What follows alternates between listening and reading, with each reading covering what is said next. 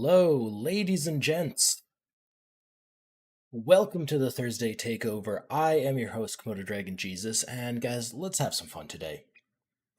I'm going to be playing some cash games, trying to win a bit of money, and I also have 7 $22 tickets to give away. So, man, I think that's all I have to say. I think I'm just going to jump right into it. Let's see. Maybe pop over to this view over here. Oh, we got so many friendly faces in chat. And then, well, I think I need to join a table, is basically what I need to do here. I am going to start off with some $100 snap to get us going here. And I think I'm going to try to keep the action between like 100 snap and maybe some 200 tables as well today.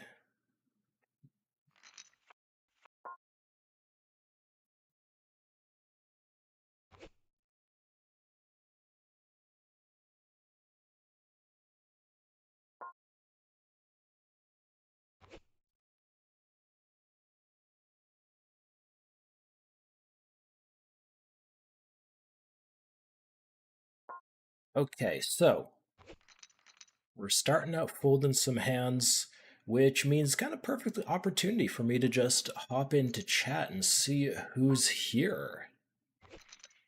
All right, chat roll call. We got ZepGG, Burba, AA. We got Lime Ricky, of course. Buicky, how you doing?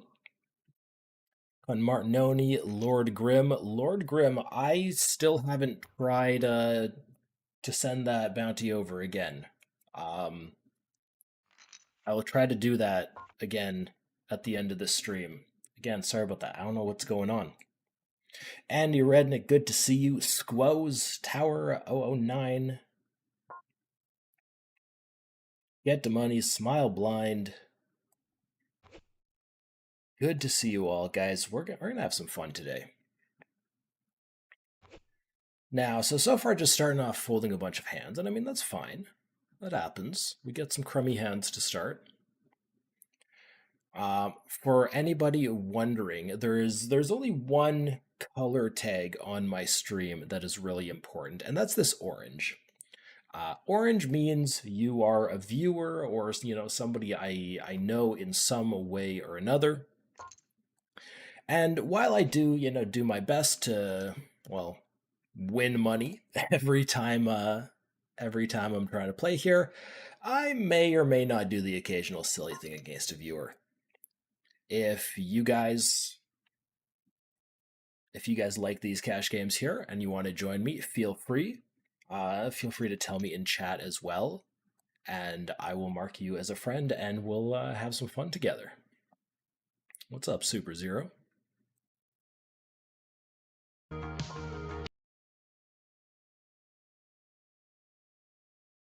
Okay, here we go. First hand we get to play. We're blind versus blind with a queen 6, and that's not terribly good. But we get this ace high board, and Jerix goes for the check, which is nice because this is a board he could be betting a lot. I'm going to start off with a check back with this one. We have no reasonable backdoor opportunities. But now he checks to us a couple times. I'm probably just going to start betting. I don't think we have to do anything fancy here. Could maybe go for a little bit of an overbet, ripping a 5, but going for 3/4, very easily just rep an ace, no problem. If he has an ace, there's a good chance he calls me on this river, but with the flush coming in, I think we're just following through. Perfect. All right, we win the first one. Let's go.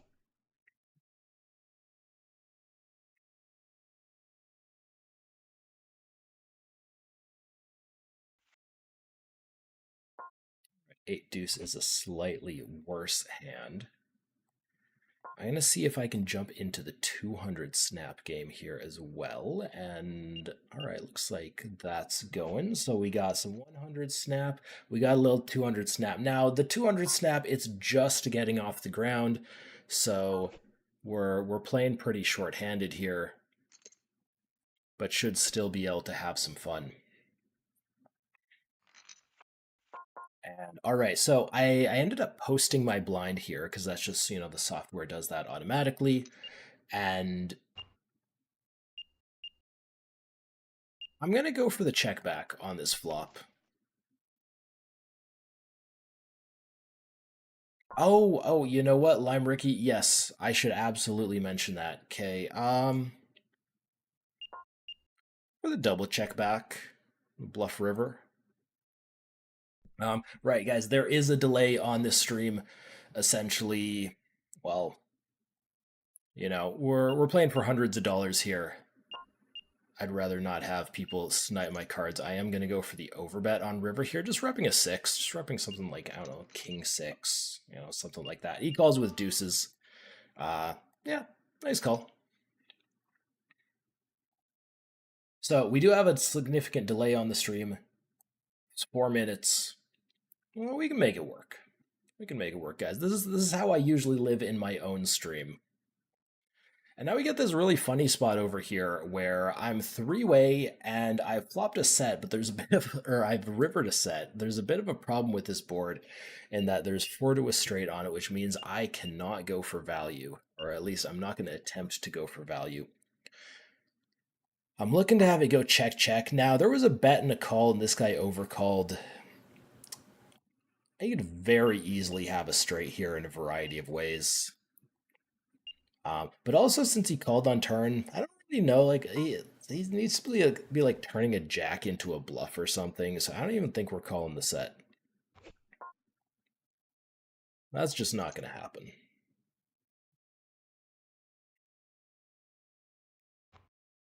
Quantum Criminal, good evening. Farting Potato Lord, good to see you. Box Waxer, Final Table 11. Dire Straits, how you doing? We can go for an overcall here. Every once in a while we flop something nice. This isn't it. So just easy fold.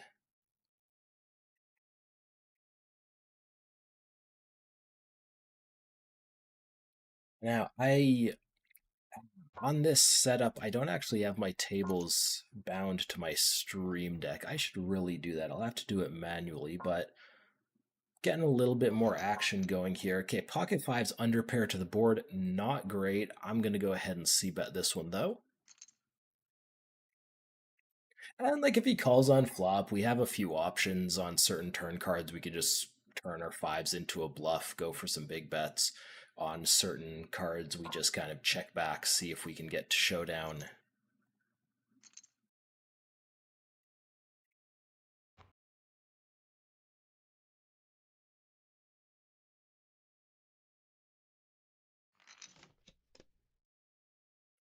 Okay, so a second pair on this type of board, I'm not thrilled about betting many nines. If I do, I don't know, we're probably going to have like at least one spade in hand, so checking back here makes a lot of sense. The ace pairs, which, I mean, does mean I'm drawing dead to an ace, but also means it's less likely he has one. And with the two flush draws out there, I'm actually happy to go for a value bet on turn now. I have a fair amount of aces that check back this flop as well, so can very reasonably have trips. Or Michi, how you doing?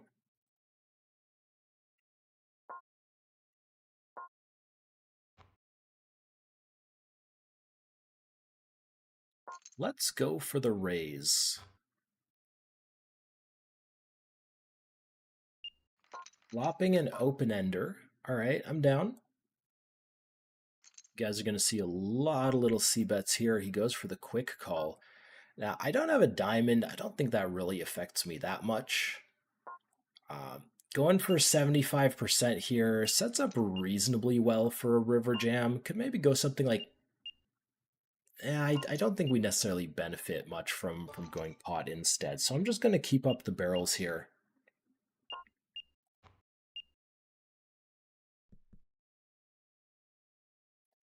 And right, so this is actually a pretty crappy run out to bluff on.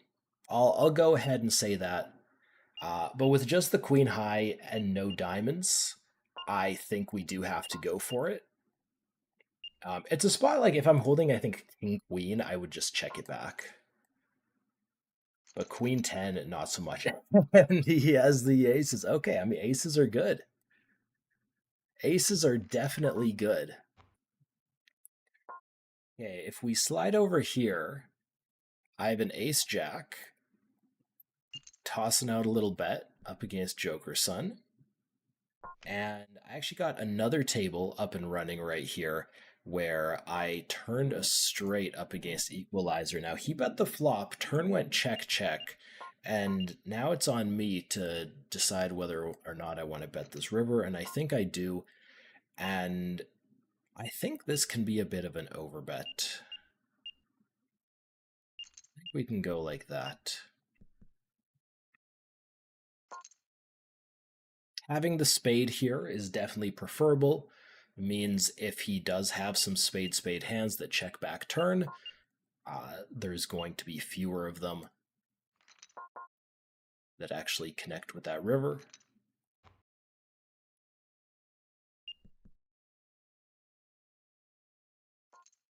I have swung and missed on a flush draw here. Now we're actually three-way, and it's not just flush draw. It was a combo draw, and the 8 just absolutely kills us.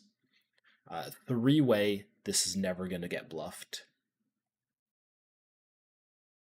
And it looks like the pair of tens is going to win it for villain there.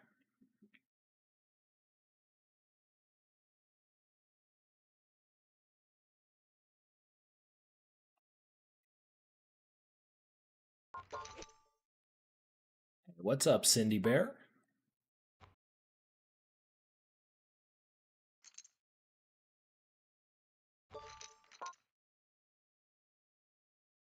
So last time I did the Thursday takeover, which was, I don't know, a month ago or so, we just kind of messed around. We had fun. Played some 1 cent, 2 cent PLO6 with Lime Ricky and a few of you guys. Lime Ricky, if you want to join me in these games as well, feel free. Looking down at an ace queen in the big blind, that's pretty nice.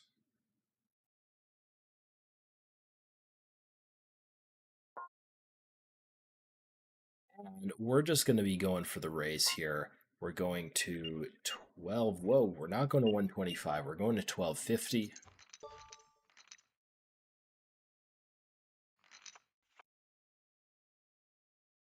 We want to get really technical. Every once in a while, we go for a flat there. But we don't need to make our strategies that complicated today. Okay, gonna try another one of these where I raise a queen 10. And I mean, last time the guy limped with aces, and well, it did not go well. This time, well, this time I'm getting 3-bet off my hand, and this one's not going well either. Got an ace 10 though. Getting 3-bet. I should 4-bet this once in a while, but I am mostly just gonna fold. Yo, what's up, Vlad?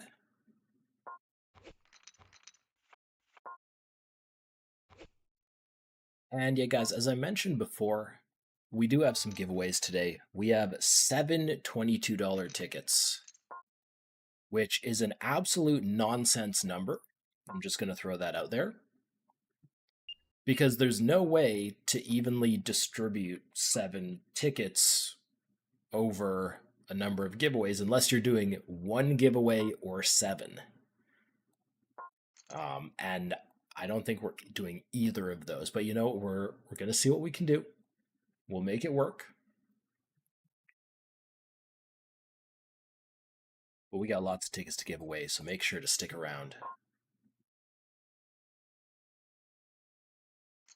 This is a very mediocre spot, so the big blind usually has a lot of low cards in his range because he's getting like really good pot odds to defend the big blind, meaning that in that situation he'll have more sixes than I do. So it's a spot where I need to be a little bit restrained with my c-bets. Villain can just, check raise. Honestly, like check raise a quarter of the time is the legitimate strong strategy. If I'm getting out of line with my C bets, he can start check raising like a third of the time, half the time. It gets pretty brutal.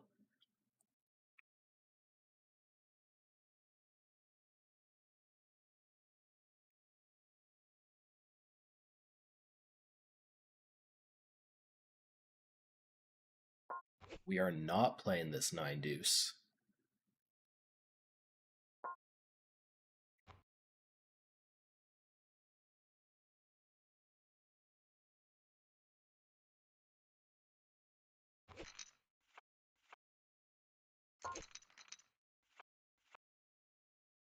Now, can I get a show of hands in chat? Personally, I'm a cash game guy. I play cash games professionally. I like them more than tournaments. That's nothing against tournaments. I just think cash games are better. You guys in the chat, who's a cash game guy here? Who's a tournament guy? Guy or girl, of course. Who likes tournaments? Who likes cash games? Who's a diehard Blast pro? Do we do it? There we go. Okay, we're gonna goof around a little bit. And whose all-time favorite game is Raz? That's frankly that's the most important out of all those questions. All right, so we got win it in it going for the raise. We're three betting the ace queen suited. Let's see some big hands. Lime, I'm trying. I'm raising. And I'm getting 4-bet. Okay, I think this qualifies as a big hand. Now, standard play here with the ace queen is going to be to click call, so that's exactly what I'm going to do.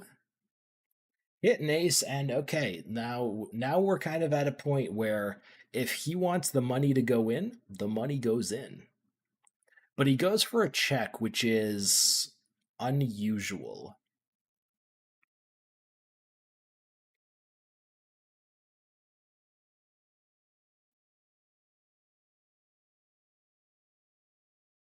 Check is very unusual for villain here. It's a spot where he just gets to like blast all the time, and when I say blast, I mean throw at a very, very small bet. I'm not really expecting many 4-bets and then just check calls from pocket tens, so this is more or less a fine card. Now the question is, do I go bet, bet, bet? And I think I want to. Let's go with third here now. Now we're just looking to build a pot against queens, against kings, against ace-5. Every once in a while, he's gonna have pocket aces there, the slow play, but when I have an ace in my hand and there's one on the board, that means there's only one combo of aces out there for him to have.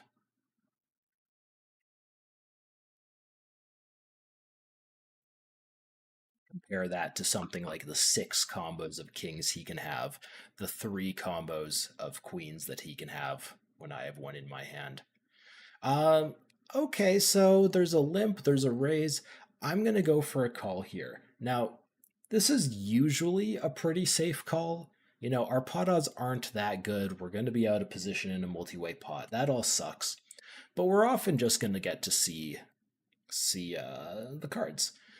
It's a little bit risky though because we're not closing the action. This guy could be going for a limp re-raise, and that's why I say it's mostly safe because most people who limp aren't going for limp re-raise as much. He leads, ooh, fun. But every once in a while, we're gonna see that. And all right, guys, I just got word that it is time to do our first giveaway. So I'm gonna give you guys a keyword. You're gonna type that keyword in Twitch chat. And then we're going to select 2 lucky winners, each receiving a $22 tournament ticket. There are some terms and conditions that apply, so guys, make sure to look over those. And guys, the first keyword, throw out the first keyword right after I raise this guy right here. The first keyword is 50K, 50K. Oh, okay, so that's fun. We get We get a top pair, top kicker. It is a very dangerous board. I'm still going to start with a bet. Or actually, I should say it's not a very dangerous board. It's a board that can get very dangerous very quick. In fact, there's a dangerous card. A flush comes in. I have no heart in hand. This kind of sucks. So I'm going to go ahead and check the turn.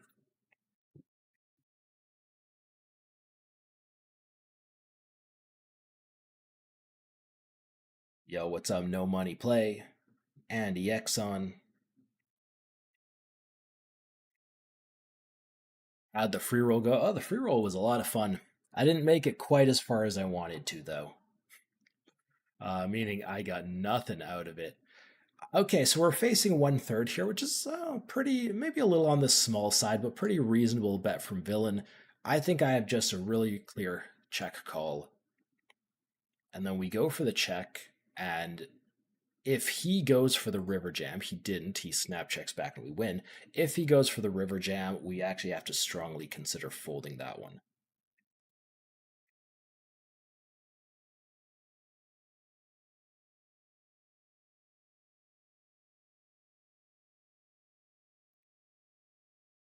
Lime, Ricky like both cash games and tournaments, and Raz, of course.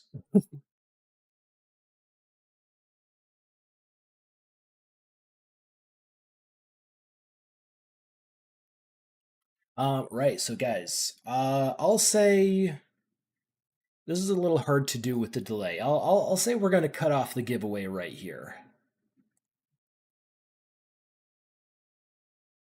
And so the giveaway keyword was 50K. And that is because I'm doing some shameless self promotion here. I recently started a 50K, meaning $50,000. I recently started a $50,000 challenge in my stream.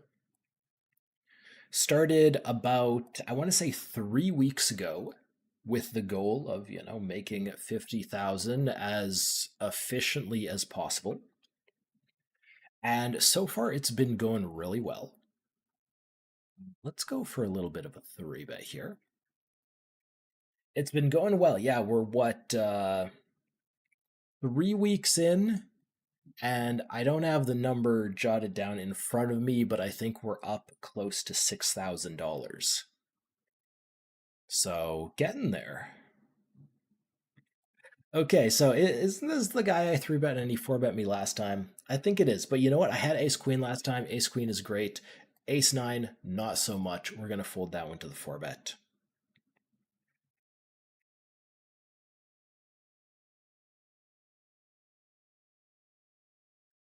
Got another three bet opportunity. This time, if I get four bet, we're not going anywhere.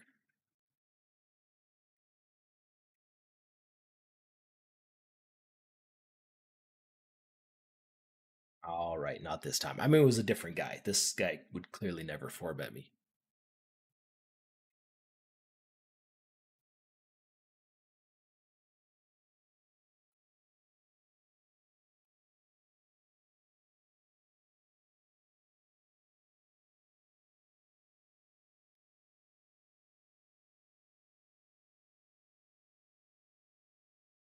If we slide over here, I mean, small pot so far, but did just hit top pair with a good kicker. And I'm gonna start with a bet. So I mean, there's a couple things going on here. One is, I just have a bunch of good nines, but also it's a limped pot, which means I have a heck of a lot of fours. Don't have many aces. I'm gonna raise him pre with a lot of aces, but I have a heck of a lot of fours because when he limps and then I just go check in the big blind, we're looking at, I have four deuce offsuit. I have 9-4 offsuit, 10-4, king 4, 5-4. Literally every four you can think of, other than, ones that might want to raise, are gonna be hitting this flop. Now the ace comes on the turn, which is pretty undesirable. I go for the check back on turn, and I'm going to go for the check back on river as well because my nine actually isn't playing its kicker. So we get king nine against 10-9. And because of the two fours on board plus the ace, that just ends up being a chop.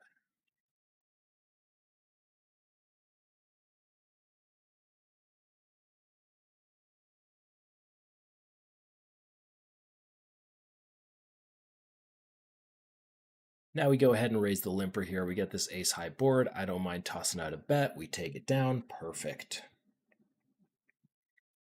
And all right, we got those 50Ks coming out in chat. So many 50Ks. Yeah, the challenge has started really well. I'm completely dreading the inevitable downswing that's going to come soon. I've done a few challenges before on my streams, and literally everyone has started out in complete disaster. So this is uncharted territory for me.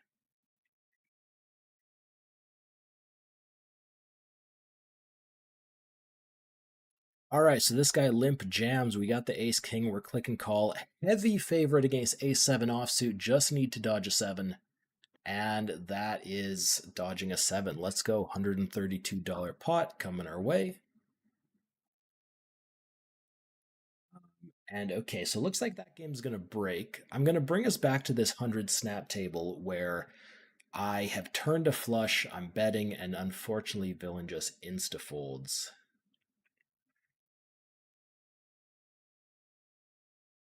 Okay, look at those. Look at those beauties. And by beauties, I mean the two winners, the two giveaway winners we have in chat. Congratulations, Jevy75 and Lord Grim.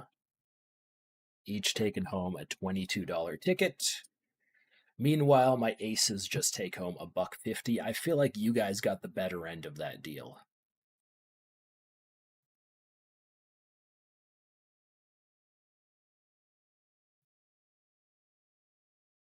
So we raise 9-8, we get 3-bet. 9-8 is just the crummiest suited connector you can ever get. So I'm going to go for a fold. If you guys don't know why 9-8 is awful, or 9-8 is, it's fine. It's fine in like single raised pots. But once you start getting into like 3-bet pots, once you start getting into 4-bet pots, the big issue that comes with 9-8 is that when 9-8 makes a straight, when it makes a queen high straight, ace king also makes a straight. And everyone always has ace king in those types of pots. So you set yourself up for some brutal coolers. Now, okay, up against Mr. Took here. It looks like flop went check, check. I'm going to keep checking with the second pair.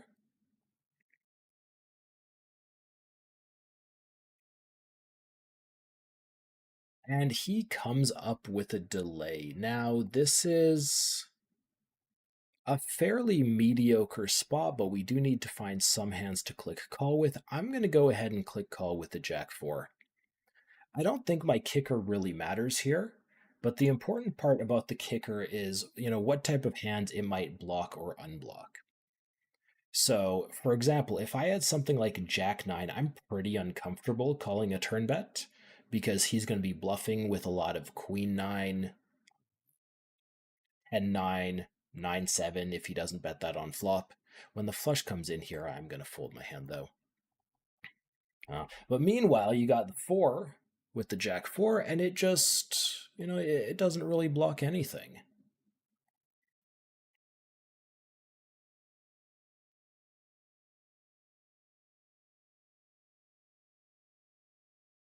So I'm going for the 3-bet here with ace 5, and you might have noticed that I'm 3-betting a little bit larger than I previously had. And this is because we're a little bit deeper with duds here. And in response to that, he should actually size up his 4-bets a little bit as well, which he has not really done. So he kind of just gives me okay odds to click call. We're seeing a flop, and pair of fives is not bad. Not only is pair of fives not bad, but pair of fives with an ace kicker is especially nice because we're in this situation where he's going to be barreling with hands like ace king, ace queen, ace jack, and whenever he has those, I just have him completely dominated. Every once in a while, an ace comes on the turn or river, and we win a very big pot.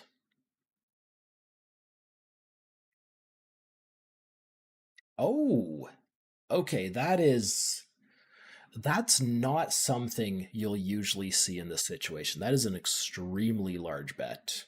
And against those extremely large bets, you can frankly just be really tight. I got a lot of sets here. I frankly have like pocket aces and like some jacks and maybe like some queens too. I don't think I need to click call here with the ace five. I also have just like pair plus clubs. I have ace five of clubs. So many high equity hands.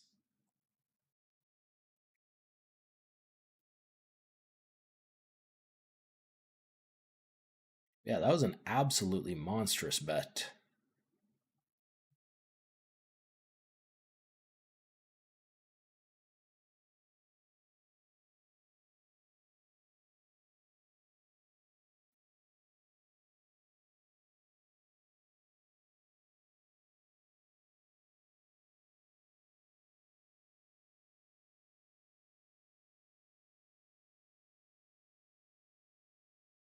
We got a 9-5 in the big blind. Do I get a chance to defend this? Yes, I do. And I mean, we're just flopping 9 high, so that's going to get the heck out of here. We move over to this table, got two sixes. And okay, so there's a couple strategies that you can do on a board like this. I'm going to go ahead and take what I think is the better one. And I'm going to check back my pocket sixes. And so one strategy on this type of board is just bet everything. Literally bet your entire range for like 1/3 pot. You're cool, you're good. The other strategy is to instead have a very polar strategy, polar bet range. Look at all these eights. Okay, let's check this back. And the idea is then take some very strong hands and some bluffs and bet them for roughly double pot, 200% pot on the flop. And then take a bunch of other hands and put them in a check back range. Pocket sixes, the fact that it has a pair just, makes it really nice for the check down there.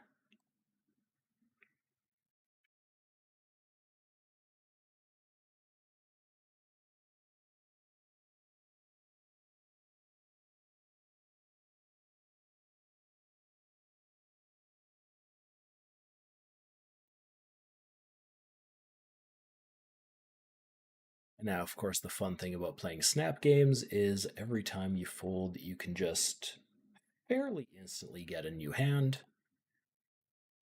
Open villain doesn't fold here. We got the two kings.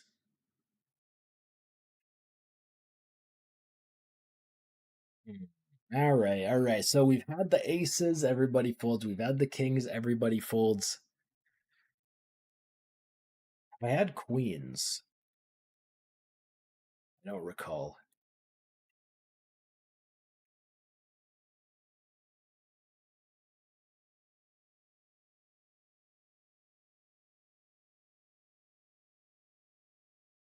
The ace king, the ace queen, the ace jack.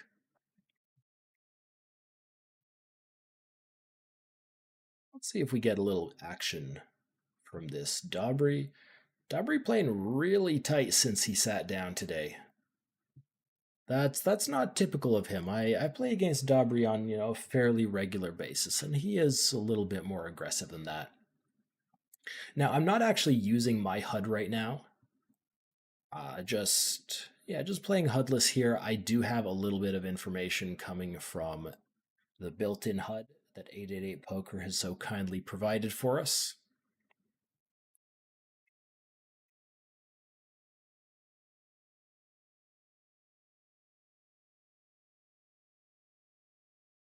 Nice little walk with the king five. Sure, I'll take it.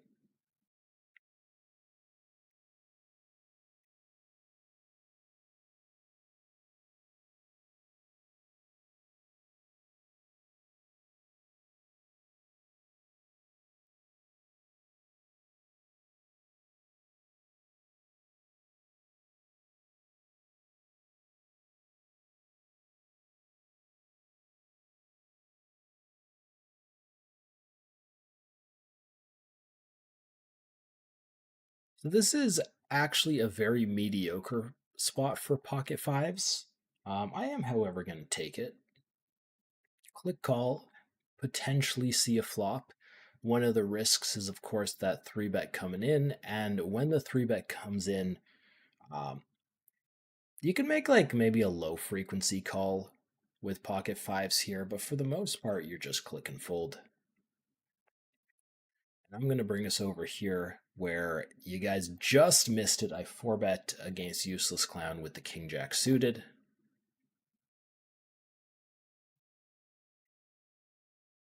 We have forehead Kev going for the limps. I'm going to say thank you for the free flop and just click check. See if we can make anything happen with the 10 deuce offsuit.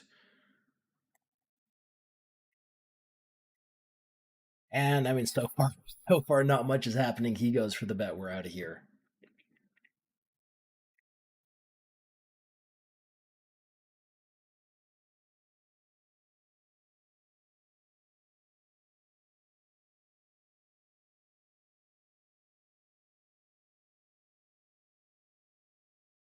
Dig's like, oh, Dig, you're very late, man. But don't worry. If you happen to miss the first giveaway, we got 3 more happening during this stream.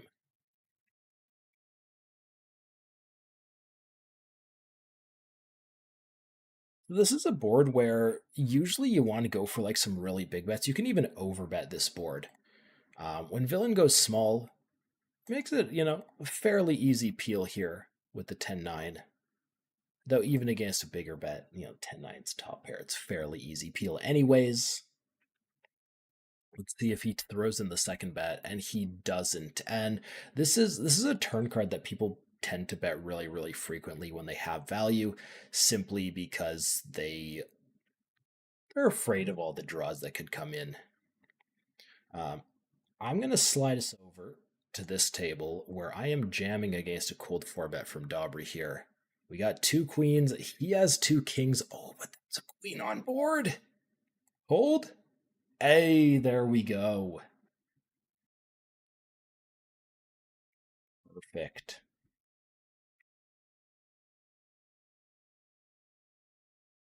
Now, I'm going to come back here, and I think I had a couple options on this river. One of them was to bet small. I decided to check to villain instead.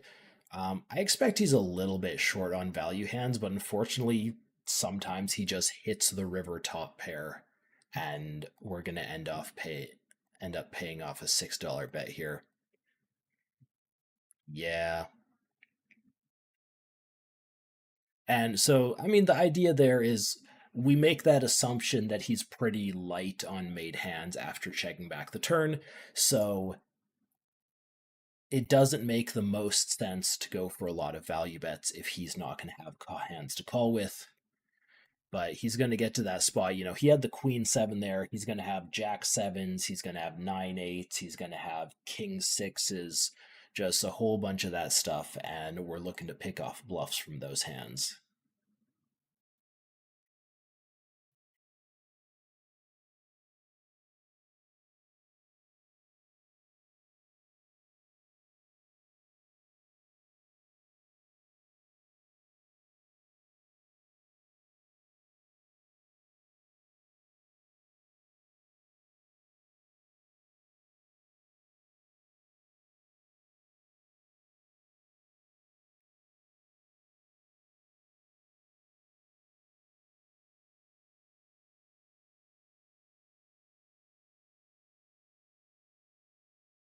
So I'm going to be attacking these limps pretty liberally.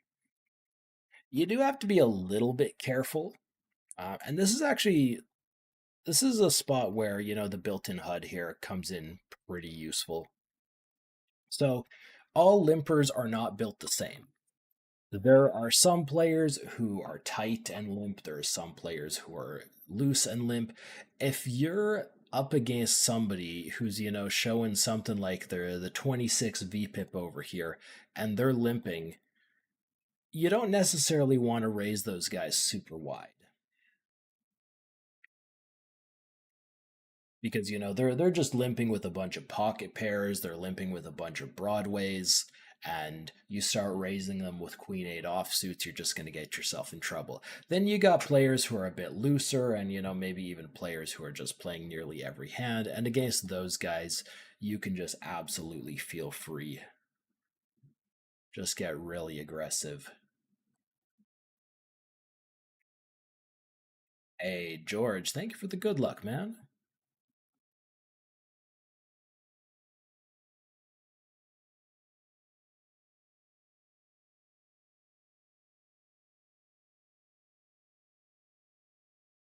Okay, we can raise up the king queen.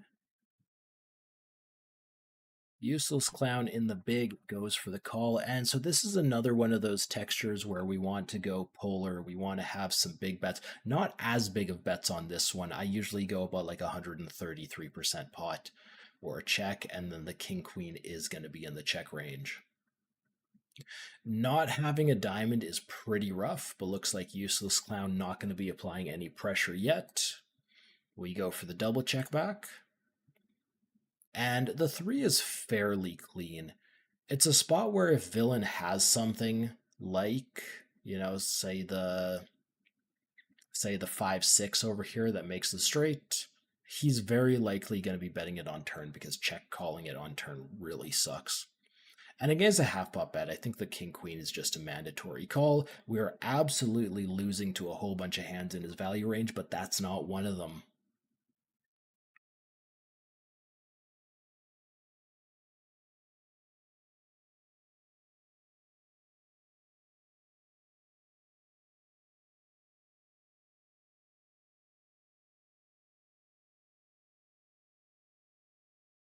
So we end up going three-way. Three-way, when you're out of position, you're often checking a heck of a lot. And you're definitely going to check a heck of a lot when you have, well, absolutely nothing like what this A7 is here. And so I go for the check. Cow up over here goes for a big bet, and we're just out. That's a rough spot, even if you're just heads up. But I mean, not only was I facing one bet, but there's also a player behind me.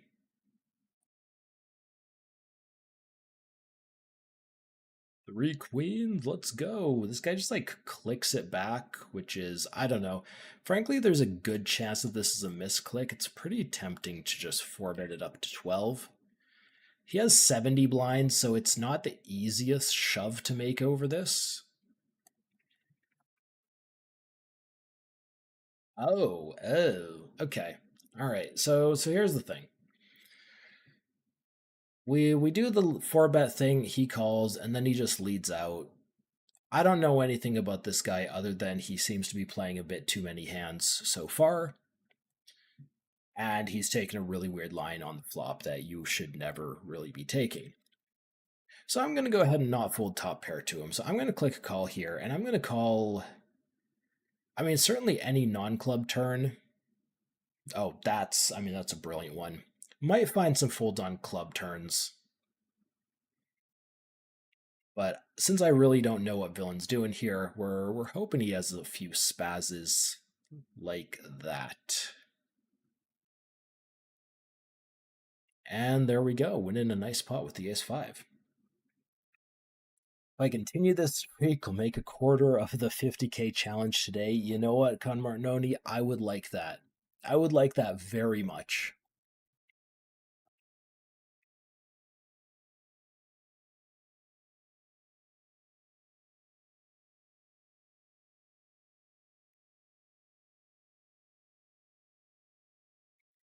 So villain just, getting his money in there with the flush draw is not crazy or anything. But the thing is, unless he's doing really weird things pre-flop, he's not going to have any sort of advantage on that board. Typically, when you don't have an advantage on a given board, you just want to check to the razor. So, in his shoes, I mean, he can still like try to get that money in, but just start off with a check. Let me c-bet into him. I'm going to be c-betting anything. That way, he at least gets to capture a bit of money from my bluffs as well. And then, just check raise me and blast off on the turn, and you get a, similar, but, slightly better constructed play there.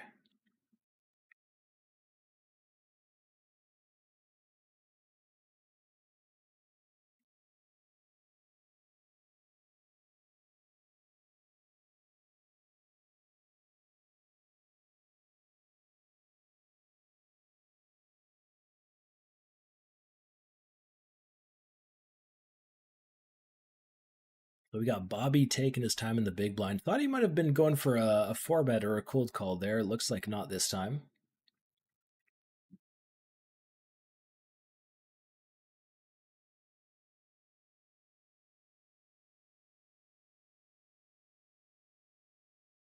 Now, for those of you who play a lot of tournaments, you might notice it seems like I'm playing a bit tight.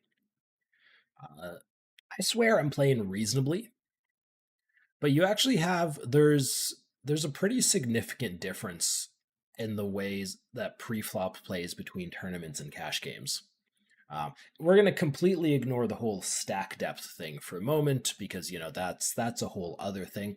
But even if you have like some deep stacks in a tournament, you get to play looser. And there's two things that affect that. One of them is that there are no antes in cash games. So whenever I'm going for a raise or I'm thinking about defending against a raise, I'm only fighting for the blinds and any raises, not a nice little extra pot in the middle provided by everyone at the table. I'm gonna go for a check back with the king nine here. It's top pair. Top pair is very nice, but it's a very dangerous board. We don't want to get out of hand. We don't want to build too big of a pot here with something like king nine. So start off with a check back, easy call on turn. And yeah, so one thing is the lack of antes, and the other thing is there's a difference in the rake structure. So if you're playing in a tournament, of course you pay rake up front, and then every hand that you play is rake free. If you're in cash games, anytime you do see a flop, you are going to pay a little bit of it, and that means you have to play a little bit tighter. So, pretty disastrous card on river.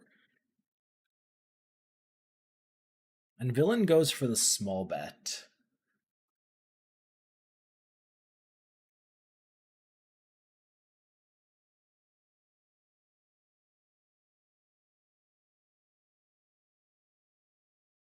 I think we're going to let this one go. Second pair is pretty crummy there.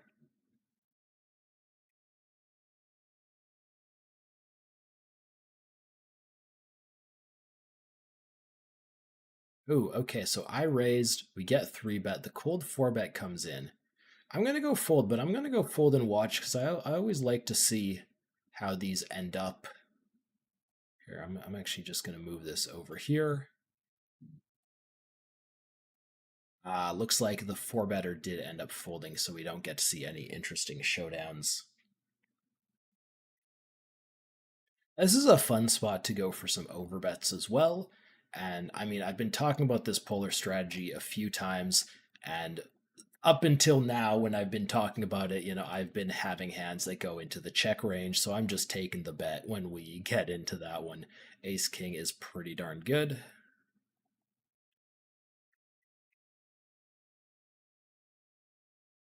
I'm going to go for a small bet on this river. This one check, check on turn. Villain can still have like some straights and flushes, but a lot of his range is just going to be like one pair hands. So hitting the king on the river and just, betting to get called by like a 7 or a 6 is a pretty reasonable line.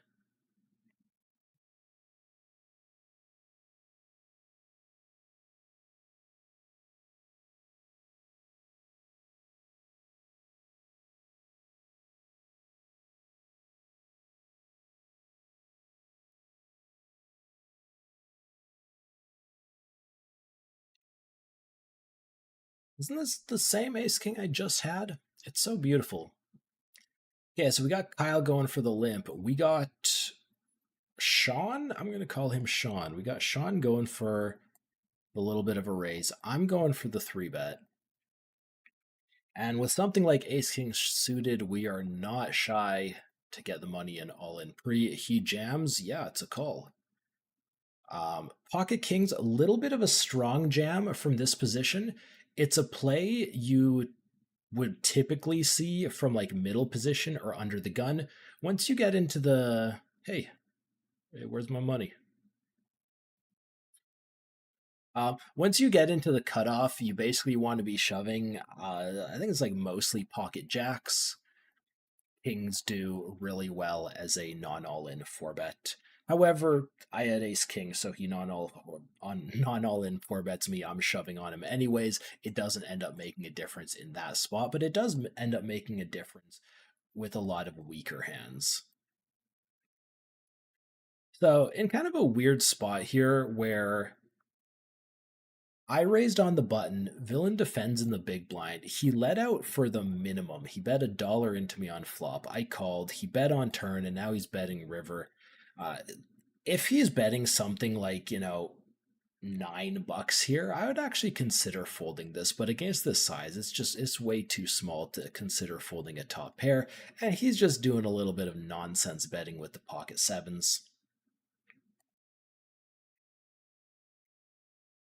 And so something that might be, kind of going through his mind, if I can just I should probably still fold this, but I won't.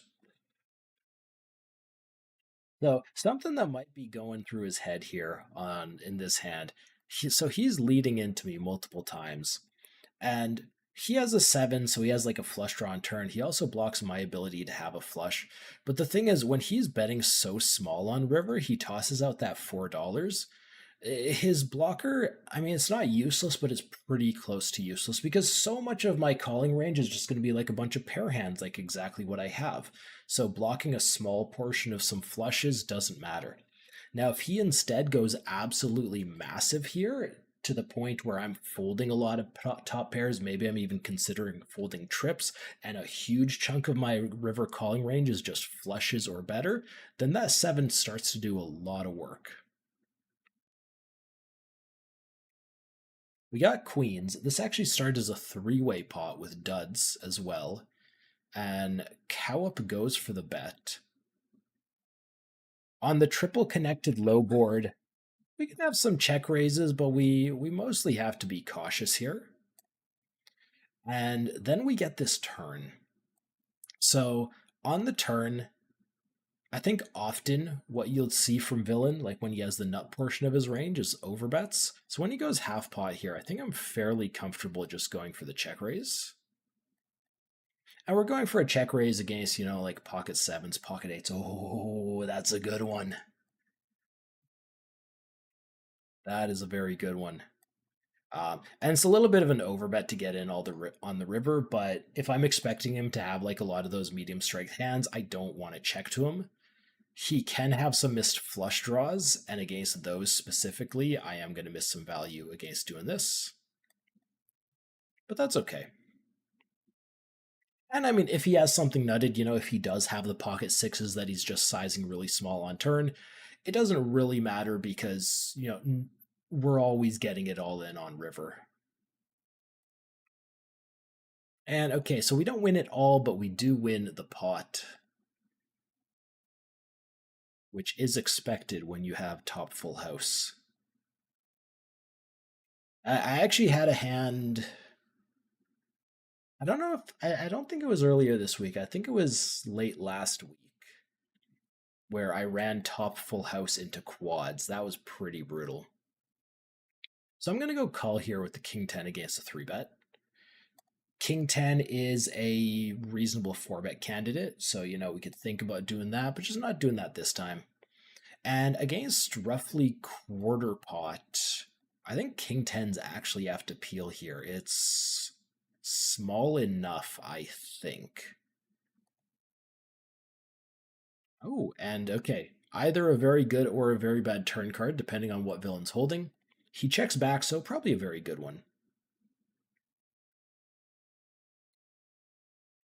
Okay, so like he can have some flushes here, but for the most part, I don't expect flushes to insta check back turn. Did you guys see how quickly he checked back?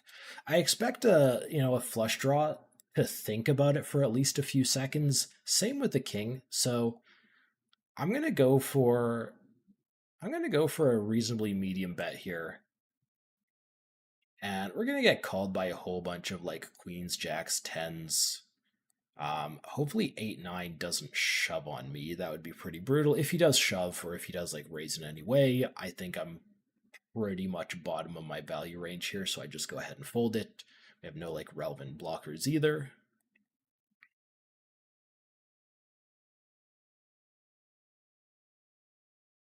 And he goes for the call, and his cards do not flip over, which means we are good.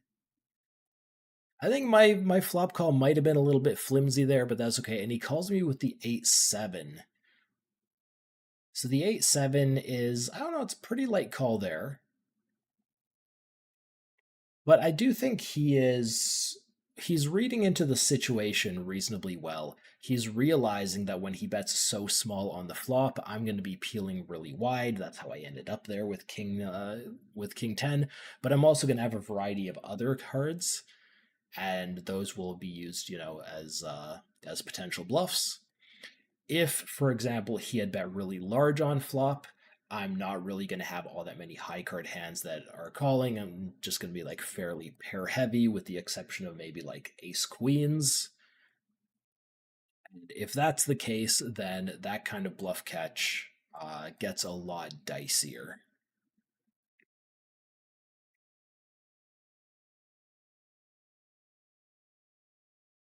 I'm just going to go ahead and toss in a small bet against the shorty here. He goes for a call. I like going for a second bet here. We're not going to do anything fancy. Overbets just kind of bloat the pot too much. We could easily just get it all in by going for a few bets like this.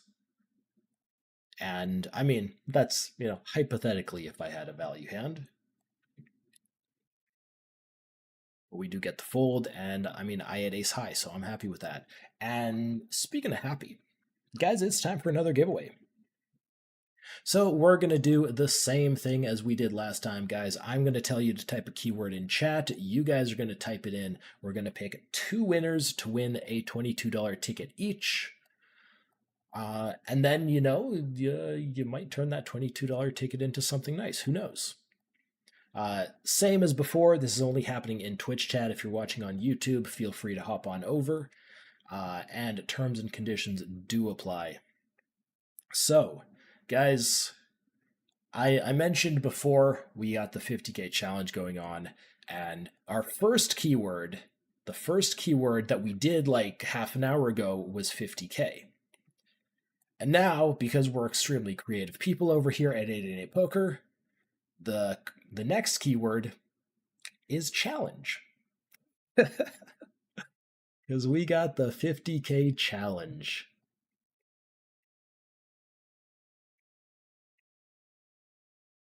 And by the way, so, the challenge that I'm doing, of course, trying to make 50K, it's a cash game challenge.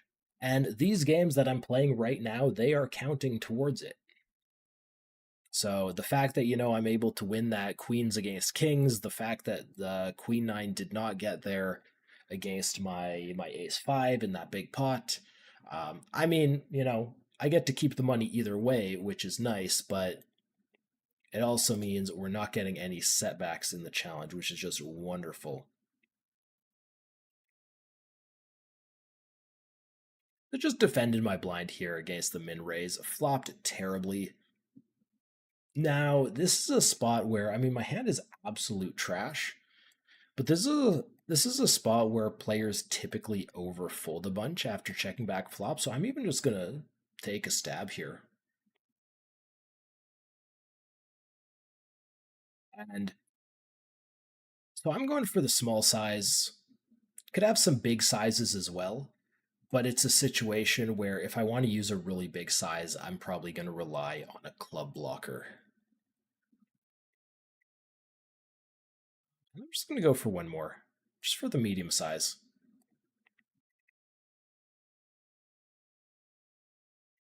And well, I mean, there's basically no chance we're getting kings to fold unless I do start going for extremely large bets. Villain does a good job checking back kings on that board. And yeah, unfortunately losing a bit with the jack 3. But that's okay. Blind versus blind up against the useless clown. We're clicking check call on turn. The jack comes in on the river. So my kicker no longer plays. If he has a 10 or if he has a king, his kicker likely no longer plays, but he's going for the pot size bet. And this becomes a really, really tricky spot because, I'm doing a fair amount of betting with aces on flop. I'm doing a fair amount of betting with aces on turn. So we do have to rely on some kings or even worse hands to call on the river. I'm going to go ahead and fold this one. The 9 doesn't do that much for me. The fact that it's a spade is potentially bad.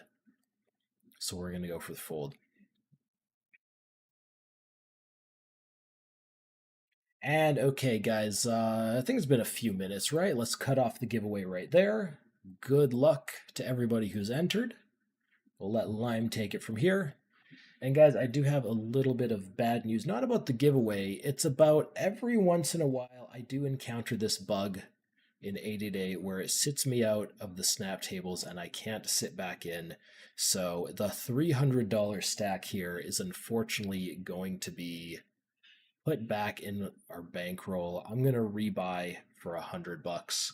But we're gonna potentially miss out on a little bit of fun deep stacked play.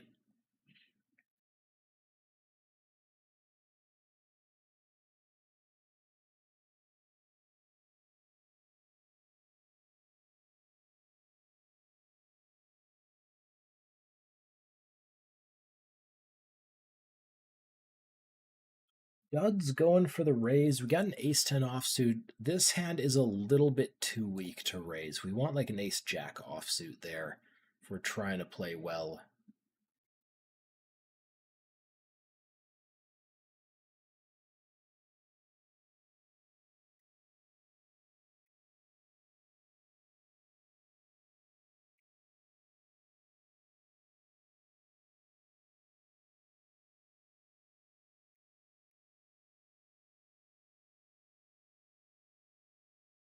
Yes, we have the challenges starting to come out.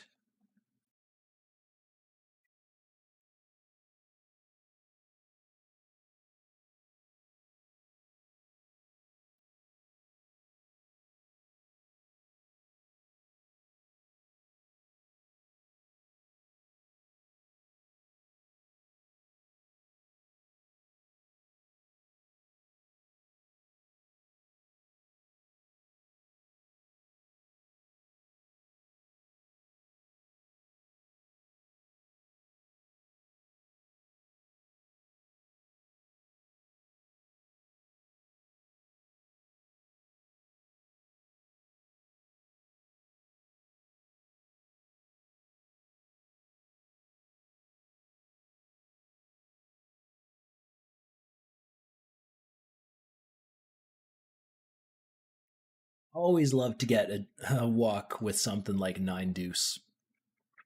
Unfortunately, we can't get one with the 9-4, but you know what? We'll take that.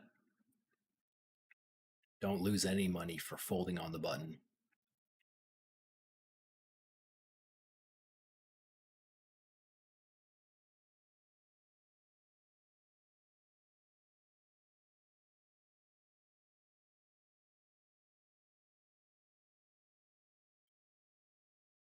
This one's really tempting to me. I am, however, going to click the fold button because I think that's the correct play. King Jack is pretty good. Oh, this guy making it 4 BBs. We'll still take the raise here, but we're a lot less comfortable with it. Love the fact that he snap calls as opposed to, snap 4 betting. We get the king, queen, queen board. I get to range bet this board, and this board is absolutely devastating for the out of position player. You have to fold, like you're facing a 1/3 pot size bet, and if you're into poker math, you know that you're facing 1/3, you're getting 4-1 on your money. You want to defend really wide, but even then, like on a board like that, a c-bet comes out and you gotta fold like 70% of your hands, basically all your pocket pairs. It is nasty. And I mean, sometimes boards come out that way. Sometimes boards come out where, one player has a really big advantage, one player's range is capped, the other is uncapped.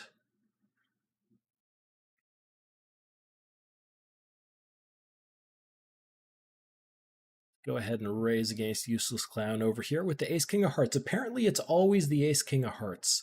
Jarek's going for the Cold 4. There's only one real play with the Ace-King. Last time we ran this into Kings. Let's not do that again.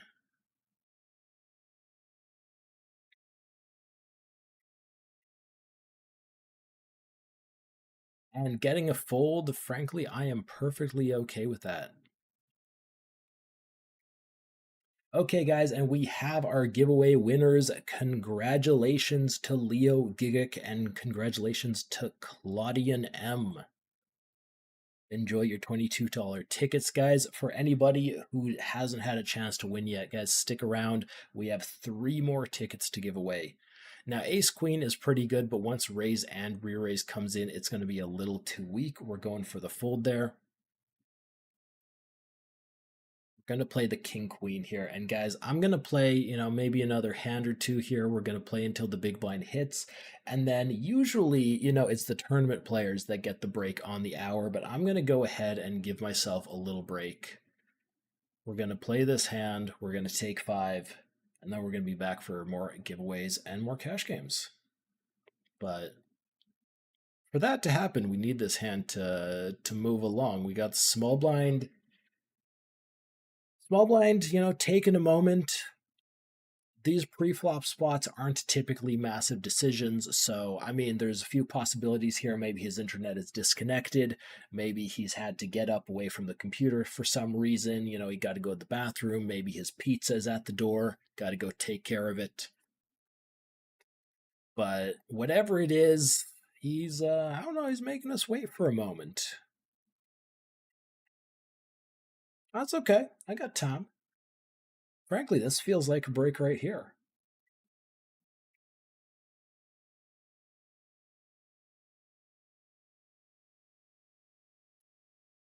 All right, is this going to be a disconnect? Is that what we're going to see? Yep, disconnected. That sucks.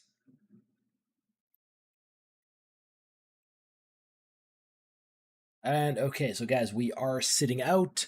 I'm going to take a break. You guys take a break too. Stretch your legs, grab a drink, and meet me back here in 5. So I just finished packing. Tomorrow I'm heading to Scotland for the first time for 888 Poker Live Glasgow. So come along and hopefully I will be sharing some deep runs and awesome moments with the team. It's 3:55 and I'm waiting for my train. We're going to Glasgow, 888 Poker Live Glasgow. I'm super excited. It's gonna be my first time in Scotland and I can't wait. My journey to Scotland was quite long. I started my day at 3 a.m. in Austria. Then I arrived here around 2 p.m. and the high roller was at 3 p.m. So I'm here at the lobby of the hotel with Lucia Navarro. Hello. And we're going to play the high roller. So we're going to the casino right now. We were taking a nap, but we are ready. Let's go. I registered the high roller, which was a great event. Lots of recreational players, great atmosphere. People were very chatty. But unfortunately, I lost 2 times with Ace King and I was out. So I decided to go to bed early and play the main event in the following day. Lucia, buenos dias. Buenos dias. I had a nice breakfast, very healthy. I worked out, came to the casino, registered into the tournament.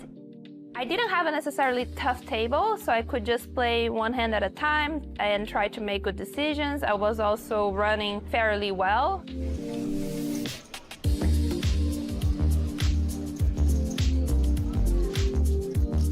On the last level of the evening, I almost busted, but quickly I could recover.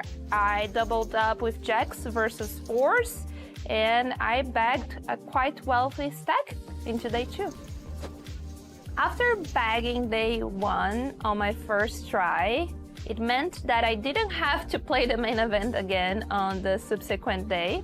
I did explore Glasgow a little bit. Walking around throughout Glasgow, I had a very positive experience. The buildings are nice, the sun was shining, what I wouldn't be expecting. So, little coffee with Nick and Josh. Cheers.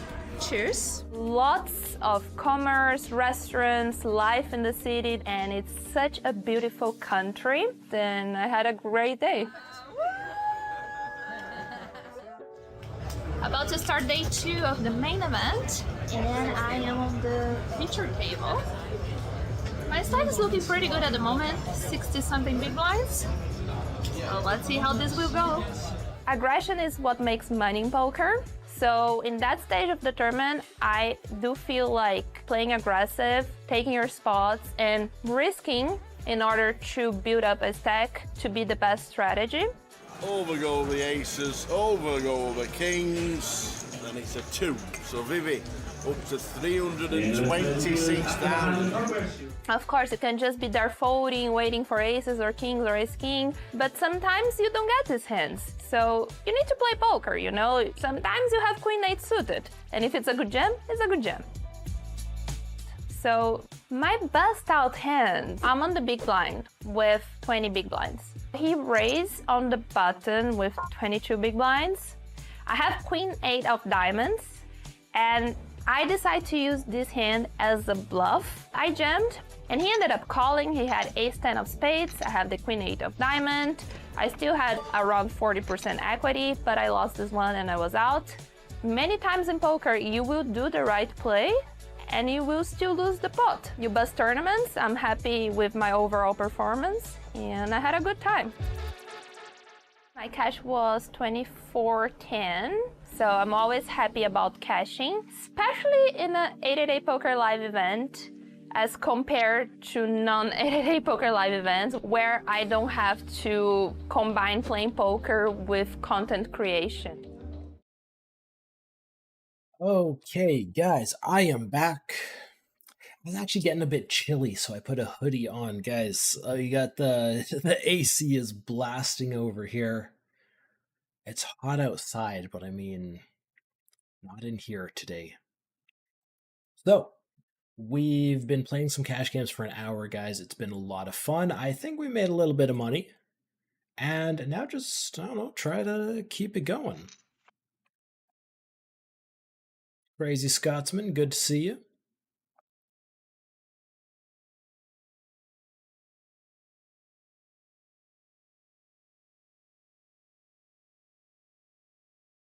Rick is always good at the 4-bet fold. Final table. I mean, yeah, he does do that once in a while, but I mean, other times he has the goods. Okay, so I defended my big blind here, and it goes for a quick check on flop. I'm gonna go for the double check.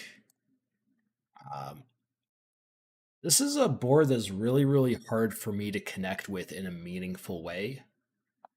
So I don't think I actually get to bet out too much. Now, I do have a full house, which is great. So I'm going to go for the check call. We absolutely hate the overcard coming on the river. And then he does this like weird little thing, which I don't think this is any sort of a proper bet. Maybe he's trying to get like really thin value out of like pocket sevens or something. My play is just, I think my play is just always call. But it's a spot where we do want to find some check raise bluffs. And, you know, turning a pair into a check raise bluff might be an interesting idea sometimes. Now, he actually ends up having the king 10 there. And if you're going to choose a hand to go really small, frankly, I'm not in love with the king 10, but I understand why he did it. I think you just have a king. It doesn't matter what your other card is. You just go for some bigger value. But here's the thing. When he has the king 10, that means it's harder for me to have a 10. You know, there's one on board. There's one in his hand. There's only 2 left for me to have. So it becomes a lot harder for me to check call if a good amount of my check calling range is something like a pair of 10s. So I understand why he goes for the smaller bet. And I mean, frankly, when I have the jack 10 there, I'm thankful for it because, you know, I was going to pay off a bigger bet anyways.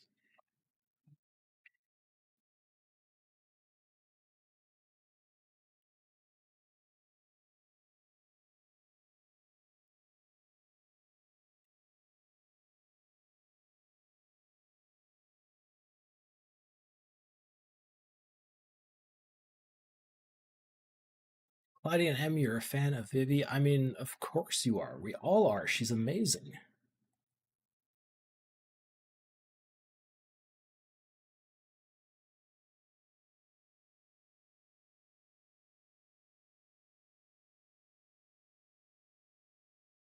So we're back from break. We're starting with a few folds. Got an ace 10 in the small blind. We have a limper. Gonna go ahead and try to attack this, making it $5 out of the small blind.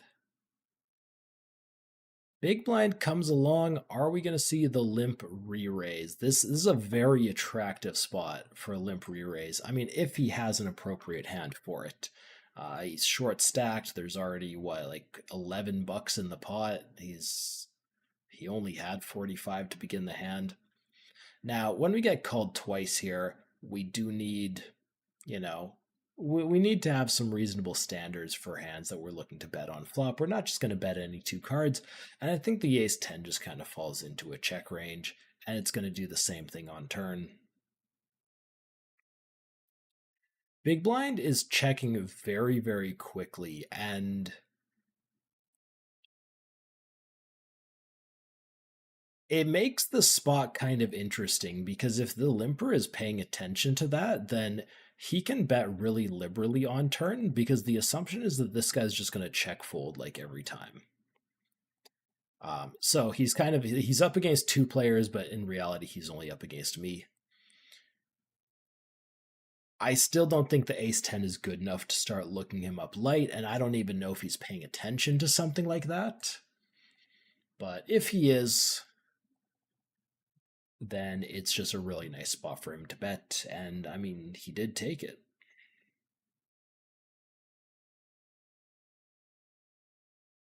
Yeah, pocket deuces, sure.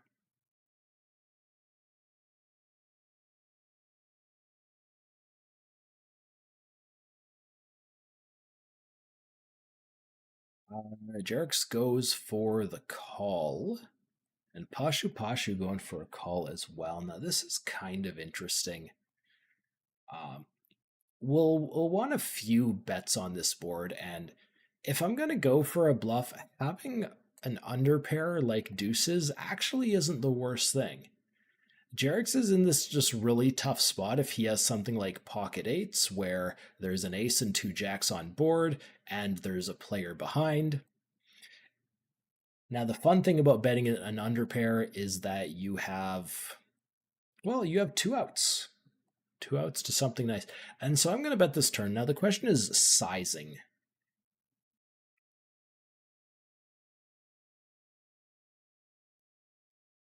And I think I'm going to keep it medium. And keeping it medium here allows us to still extract a lot of value from top pairs.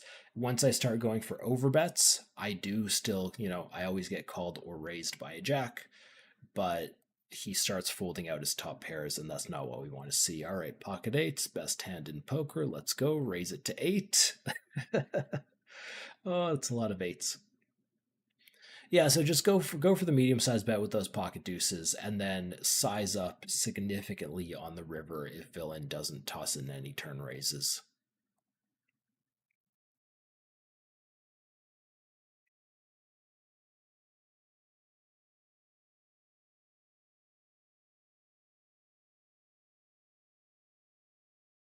We'll see if we can do something with this queen 9. It's not good against a cutoff or button open, but blind versus blind, it's a completely reasonable open.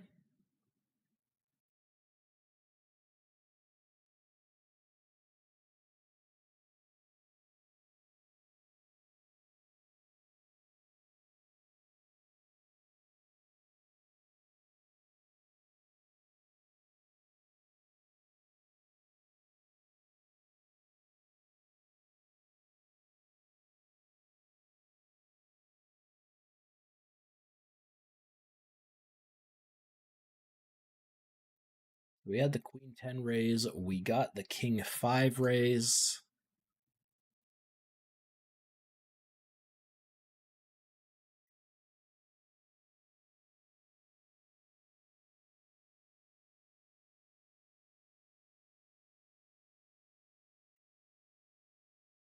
What other kind of raises can we come up with? Guys, we're not going to have the 9-5 offsuit raise. We did have the 7 deuce offsuit raise earlier today. Guys, I'm going to do that exactly once today, unless I can specifically get into a spot against Useless Clown, who is marked in orange, meaning he's a friend of the stream. Let's go for the 3-bet with Jack 9.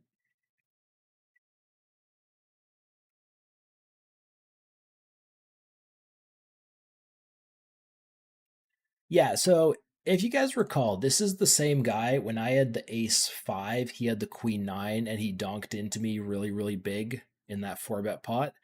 And he's doing something similar here, and like he's just taking a size that we can't really peel Jack 9, I don't think. Which is unfortunate. Like we have the backdoor straight draw, backdoor flush draw, but the pot is going to be a reasonable size on turn, and villain is short, so unless I hit like the straight flush draw, we're not even going to be able to chase against like massive turn bets. But all right, so we have upgraded from Jack 9 to Jack 10. We're up against the same player again who is leading into me again. And with something like a Jack 10 here, I don't mind going for a call. If something like this 8 peels, then I pick up a gut shot. Also, I have the blocker against 10-9. So that's always fun. And he goes for the check. This doesn't seem like the type of guy to get too trappy, so I'm just going to start going for some value. Not going to go, anything insane here in terms of sizes because, my hand isn't actually that good. But I am going to go for just one more here. See if I can get called by a bunch of like 7s and 8s, a worse jack. Every once in a while, I will run into better, but it's a risk I'm willing to take. And he has a pretty strong incentive to click or call a bunch here. Like the flush draw is missed. That's all the excuse anyone needs. Oh, that's, I'll say, unexpected. So this is actually the second time today where somebody has slow played a big pair against me pre-flop. Once was a pair of aces that we got involved with the queen 10. I ended up bluffing and doubling the guy up. This is a spot where had he played his queens aggressively, he would have doubled up. But instead we got we get away, with just a little bit of damage. Okay, so we have backdoor straight draw, backdoor flush draw here against Pasha Pashu, and he's check raised small enough that we're just going to go ahead and peel this. Against larger check raises, we do have to start folding.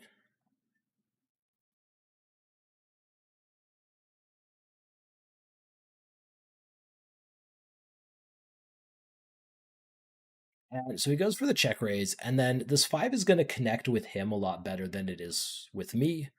I'm never going to have a straight on this 5 because I don't have, what would it be, 8-6 in range. And while I do pick up a gut shot, it's not nearly enough to peel against this overbet.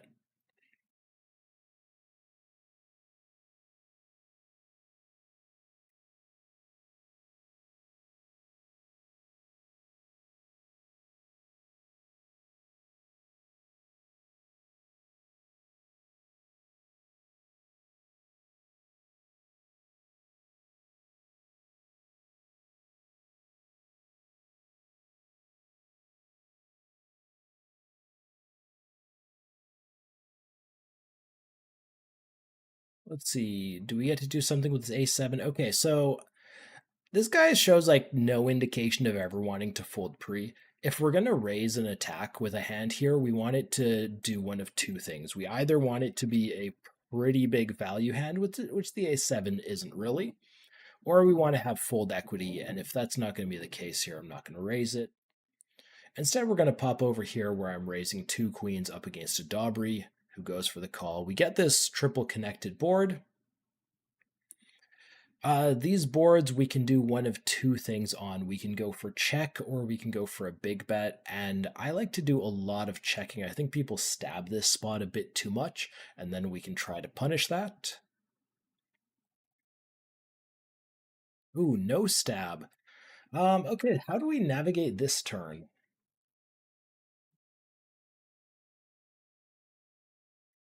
I think this might actually be a bit of a funky spot, so I'm actually going to go for the double check. And if he bets, I'm going to rip it. He does, and he goes half pot. I'm pretty happy about that. And yeah, so like it's a bit of a hefty raise. Like a pot size raises to 62 here, so it's a bit of an overbet. But we ship it in. And we don't want to see the snap call. We want to see the tank call. Yeah, okay, we're at a point we desperately want him to click call now. He goes for it. Jack 10 is no good. There we go. $200 pot coming our way.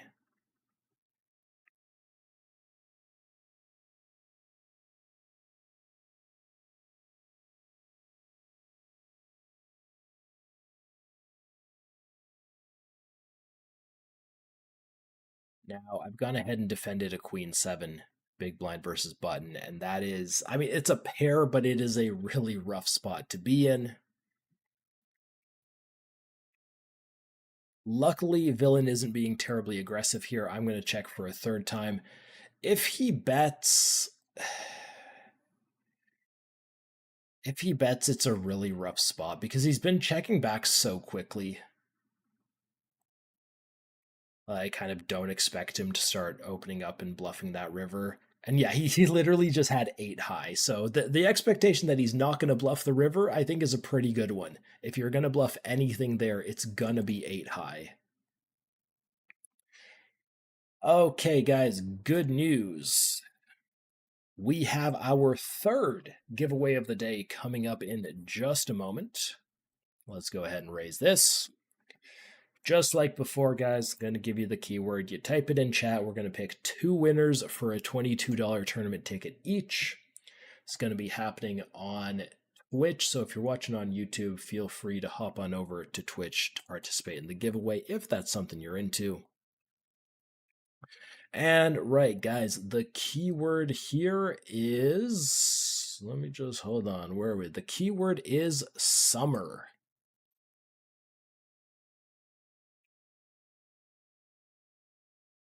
The bet takes it down here. So, guys, type summer into the chat. Summer, I mean, it could be as in, you know, the fact that is it technically summer now? I don't know when summer starts. But I don't know. It's certainly warm outside. So, you know, it could be in reference to that. Could be in reference to, say, the summer sale that we have starting very soon on 888 Poker, where you can play a bunch of tournaments with. Hold on. I got distracted. I got shoved on here. I'm going to fold this just ace high. Yeah, so you can play a bunch of tournaments with nice hefty guarantees for a nice low price. Let's raise a king queen, shall we? Could be in reference to that.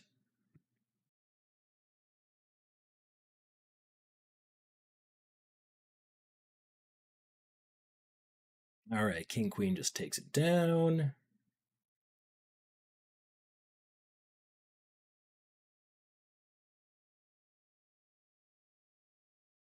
King 8 in the big blind. We can do some calling. We can do some raising here. I'm just going to go for the call. And we're going to flop absolutely nothing. But villain checks back. Just go for the double check. If we go for the bet here, we're committed to making a river bet too. And just like committing to making 2 bets with just like a really low equity hand like this kind of sucks. The reason that we have to follow through on river a lot is because I'm going to bet this turn for, say, a medium size, and then he's going to call with a whole bunch of ace highs. Me having king high losing to that means having it go check on the river is a pretty big disaster. And okay, guys, I'm going to say we're going to call the giveaway there. Good luck, everyone.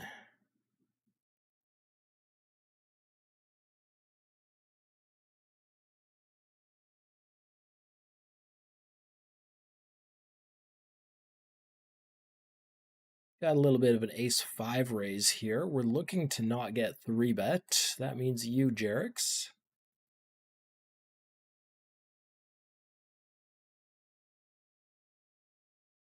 We do get 3-bet anyways, and we're just out of there.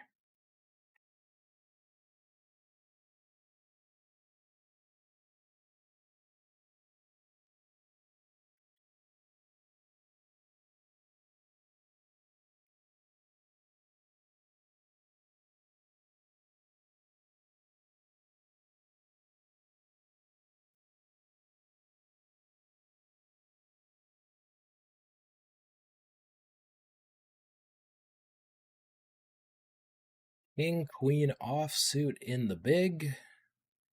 Who are we going to be up against here? Is it Pashu Pashu or Dabri or maybe both? Or none, but I mean, there's no fun in that. So get raised. I'll go for the 3-bet. He's a little bit shorter, so I don't know. Maybe let's just make it 11 here rather than our normal 12-5. And okay, I mean, we've had one king queen, but what about second king queen? Was that how the quote goes? I'm really bad at movie quotes.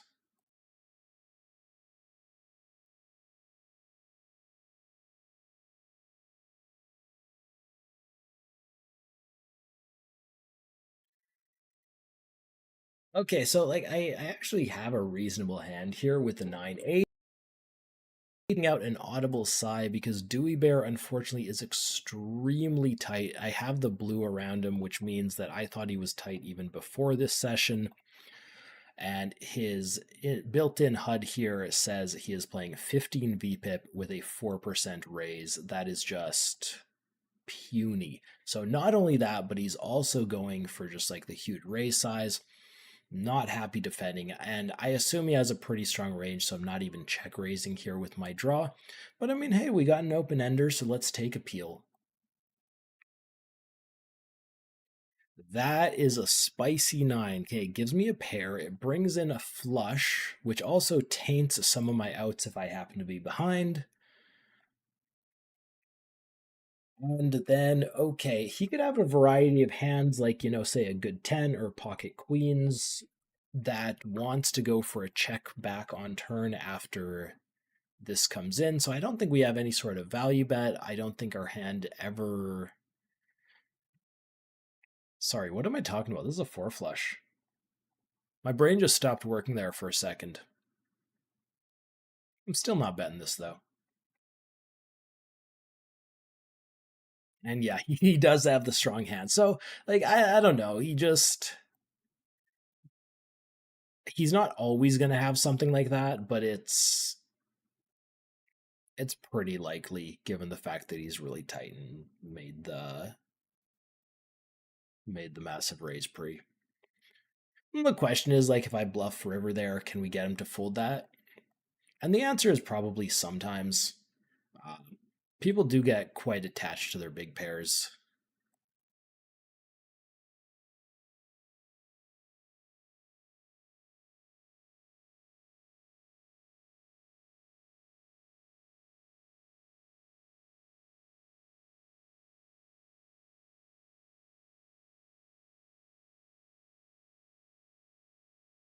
All right, Lime Ricky says we're ready. Here we go. Giveaways number 5 and 6 coming up. We have our first winner. It's Touch 9. Congratulations, Touch 9.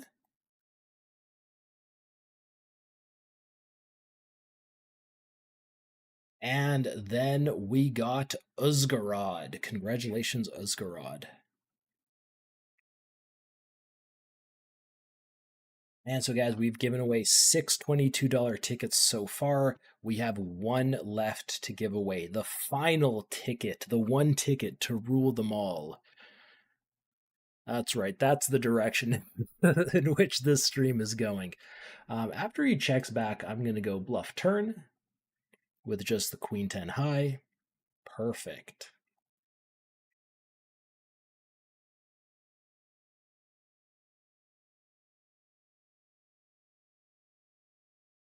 Now I've gone ahead and raised pocket eights. Now we're on 888 poker, so naturally we're not going to lose here, the best hand in poker, but I am going to have to go ahead and start with a check. It's a pretty rough spot.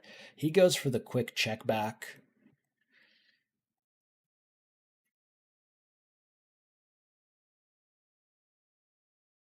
I don't like the idea of going small bet here. I think our only options are really small bet or check, and I do think small bet is reasonable if I'm holding something like maybe queens. That way I could capture some value from like some tens, jacks, nines. Eights are a little bit more flimsy, but after he checks back twice, I am going to go for the river bet. And I get raised, and it's just always going to be a fold. He raises like fairly big too. Even if he raises smaller, he just makes us like $6. I'm still out of here.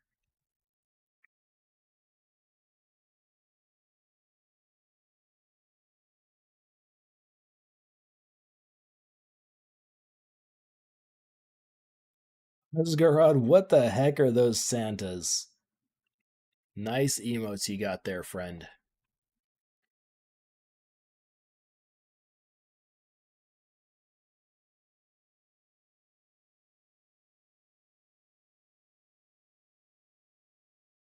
I will fold this guy against cutoff. I'm going to go ahead and defend my king 9. And I mean, it's not the worst possible flop we could get for king 9, but it's getting there. 3 spades, none in hand. He goes for the bet. We are out. It's not close.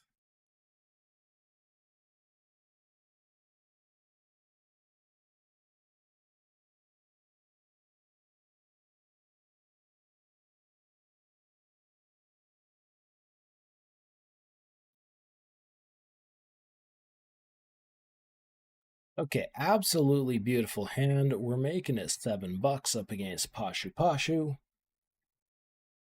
Pashu Pashu is reasonably aggressive, so we're hoping to see a 4-bet here, maybe even just a rip. He goes for the quick call.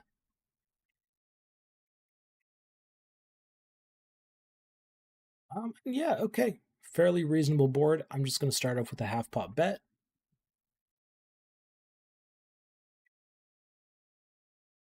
Looks like we're just taking it down on the flop. He didn't have anything worth continuing.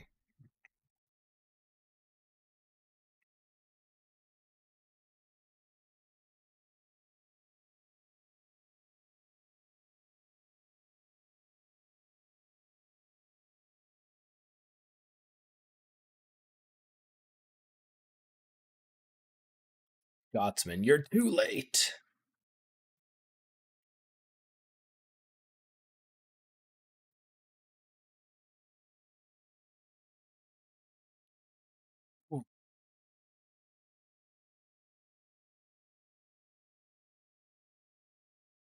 Let's see if we can get a walk with a 6 deuce. It's always a nice little gift. Not this time. And okay, I folded pretty quickly, but did you guys catch that? Did you guys catch that? Type in chat if you caught that. I have no idea what I'm talking about. That's okay. I'll tell you in like 10 seconds.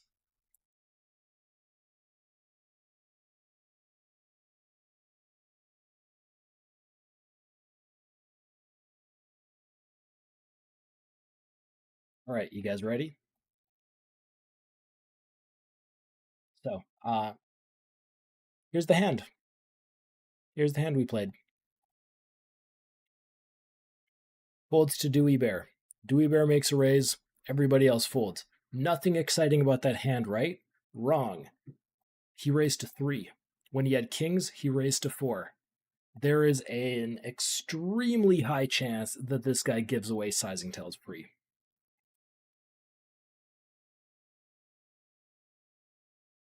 That is beautiful. Okay, so I raised. We were planning on continuing as a 3-bet, but the cold 4-bet from Jerks comes in, which means I just need to get out of there. Maybe I'll try to play a hand that can withstand a 4-bet over here with the ace king. We're going to go for the 3-bet up against Dobry. We're a little bit deeper. We're like 130 blinds effective. We're going to make this 13. And from these positions at this stack depth, I'm not thrilled about getting ace king offsuit in pre, but I mean, if it goes in that direction, it would probably still take it. Yeah, we had the ace king, now we got the ace queen. If next hand is an ace jack, then there's a glitch in the matrix, guys.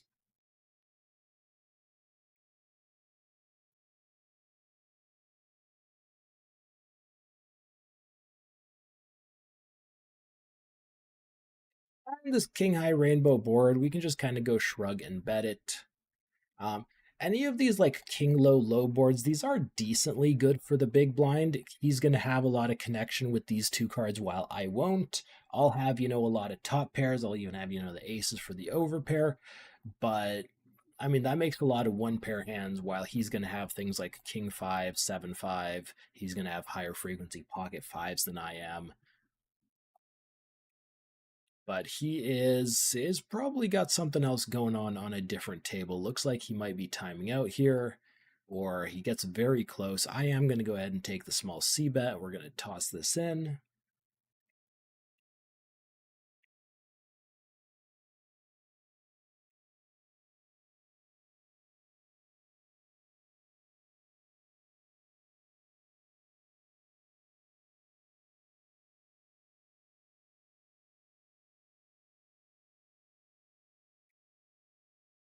And so when you see somebody just like time down a lot like that, um,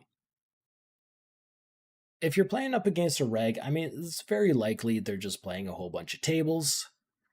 But even if they're playing a whole bunch of tables, the fact that they're timing down that much is an indicator that they'll probably have a below average hand. If they have, if they flop a set there, something like that, even if they're focusing on other tables, it's very likely, they're gonna see the set in the corner of their eye. They're going to mentally prioritize that table. And I mean, like maybe still time down a bit, but they're never gonna go like all the way to 3 seconds. Unless they have their tables like cascaded or just stacked on top of each other where they literally don't see a hand until the other ones have finished. So, especially when villain just times down a bit like that, it's just super nice spot for a little C bet. And no surprise, it ends up working.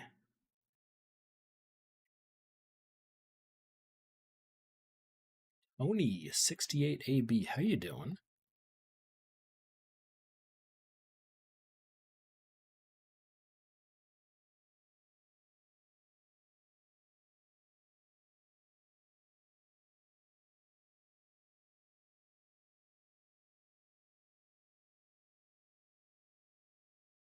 This is very tempting.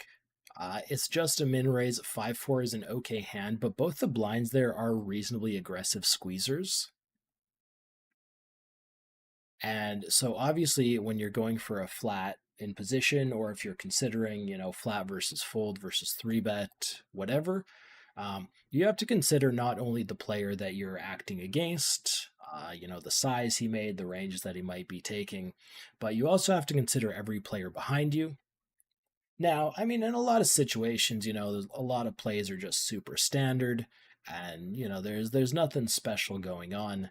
But if you have players who are particularly aggressive, and you have a hand that is a little bit thin, then you can just kind of try to use that information to your advantage.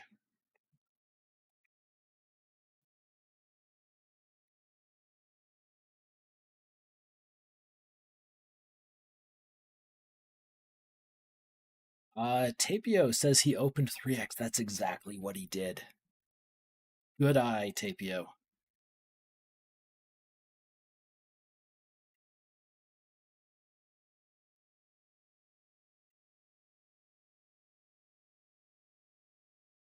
But see, now Streaming always brings an interesting element into these games. First off, there's a reasonably good chance most of the people in this game are not watching this stream right now. If you are, hey, how's it going? But there's probably a couple guys who are watching, and so you got to be a little bit careful with what you say. So up against, I don't even remember the guy's name, but the really tight guy, the guy who 4x'd the Kings. We'll go for a bet here. If I go ahead and say like, oh man, this is crazy, this guy has a sizing tell, and he's watching the stream, he can just adjust his strategy and just like raise me for 4 BBs every time he has a garbage hand, and raise me for like 2 or 3 BBs every time he has a crappy one, and he will just own me. He'll just own me until, I figure it out, which, I'd like to think will happen fairly quickly, but what is this? But, that's still going to leave a little bit of a gap where he's going to have the advantage. So this is not a board villain should be leading ever. I have a pretty big advantage on this board.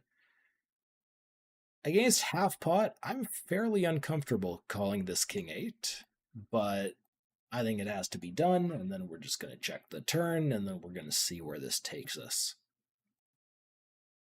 Oh, well, there's a straight on board. Really, really fun spot if you have a flush, or even if you have like one spade in hand. We're going to call here for the chop. That's a chop, and he is leading a little bit of nonsense there. Backdoor straight draw, backdoor flush draw, but 5 high. Okay, so we got what started as a 3-way pot here between myself, Taiboa, and Duds. I go ahead and check this flop. Villain bets small, which seems reasonable. I have top pair and the nut flush draw. I have 2 pair and the nut flush draw. And I'm just checking to him and hoping that he bets. He goes for a min bet. Now, I mean, no matter what, this is just nonsense. Could this be a trap to induce? Absolutely. Let's make it 10. But frankly, if he's inducing here, I'm kind of okay with this. I have 2 pair and the nut flush draw. I'm not letting that slide for just the 1 BB on turn. And if he's using the 1 BB on turn, there's I don't know, there's a good chance he's just going to be checking back river as well.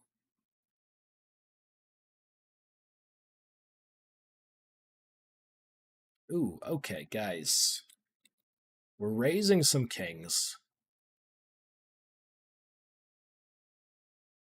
All right, if I win this hand, we're doing another giveaway.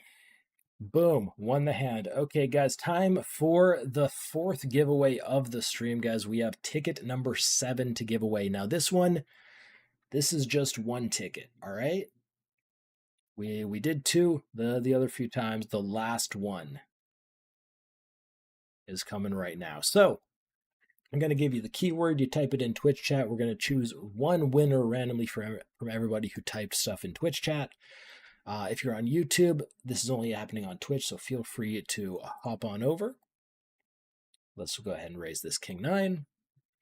And then, guys, the final keyword is discount. Because, of course, we're going with the theme. We got the summer sale coming up, and the summer sale means you get to play some really nice tournaments with some really nice guarantees at a discount. So type that in for your chance to win a $22 ticket. Meanwhile, I'm going to see if I can win some money with these 9s. And see if I can outperform whoever's going to win the giveaway. Can I win at least $22 with these 9s?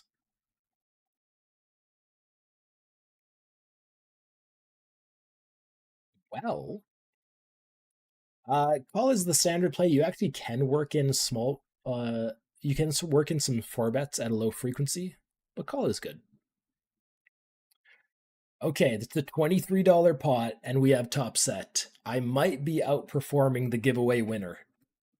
We face half pot. When we face half pot here, 100% call, never raise. Not going to happen. Okay, the 7 brings in, some potential turn draws. Okay, he goes for the check, and I would rather keep building the pot right now. There's a lot of river cards that will make it hard to get value on the river. And let's go. Yeah, I think just small here is perfectly fine. So when I go small here, I mean, he's going to check rip on me with like some overpairs and some bluffs and some stuff like that. That's wonderful. But he's also getting fairly good odds, so he'll have to call ace highs. And we're up against the aces. The set holds. Let's go. And all right, guys, I'm gonna cut off the giveaway right there. Good luck, everybody. Lime Ricky, it's in your hands now.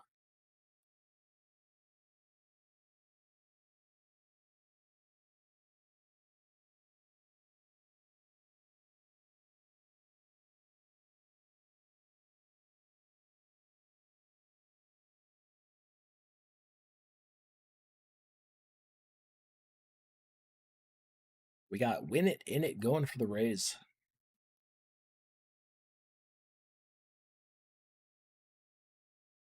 We're gonna call here. Go 3-way with a 5-3 suited. Now the problem with defending something like 5-3 suited is that fairly often you flop 2 undercards to the board. And this is one of those times. Backdoor straight draw, backdoor flush draw is not enough multi-way there.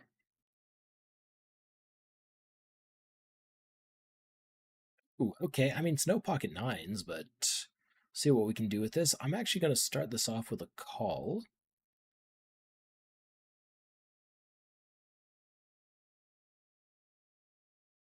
All right, some sets. He goes half pot, and like, so if we're 100 bigs deep and he goes half pot, I think we have a strong incentive to call here. When we're 200 blinds effective, I think we just go for the raise.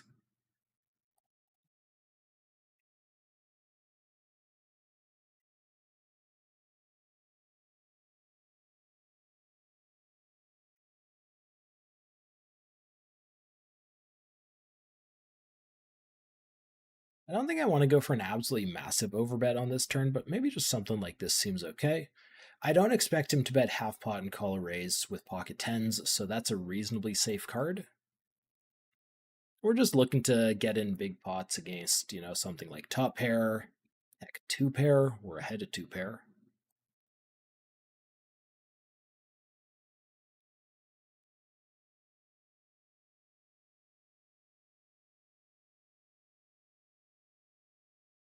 Isn't leading nonsense on the straight board just minus EV because of the rake? So Lord Grim, like on that board, there was the possibility of a flush. So if the board is just, it's a rainbow and there's the nuts on board, then one of two things happens. Either you bet and get called and you both pay a little bit of extra rake, or you bet and villain's internet cuts out and he folds, and then you just win a hand that would have otherwise chopped. Or he misclicks and he folds, or he misreads the board, or so like you're counting on that type of stuff. However, when there's the possible flush on board, then it's different because there's a straight on board, but it's not the nuts. So, you can have better than a straight. Though I think like he led, his lead was never going to get any folds. If you want to get folds,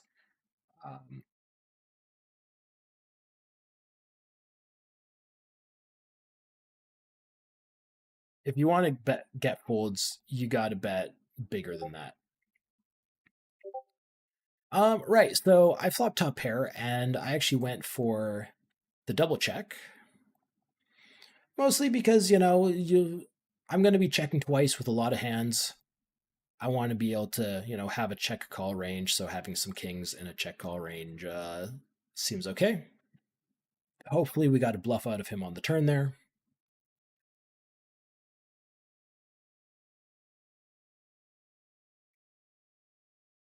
And in fact, we can go ahead and peek. And we did actually get the Jack-8 bluff. Now, he flopped the flush draw, turned the combo draw.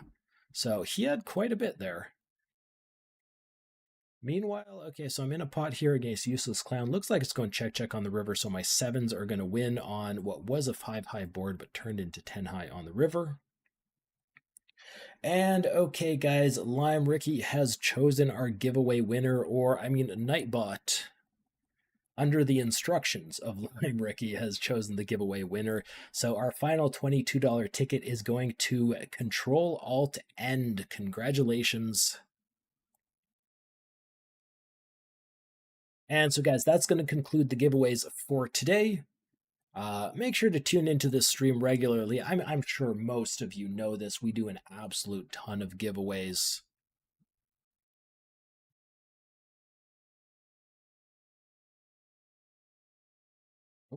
Ooh, hold on. Back it up. Over here. 2 kings. Let's go.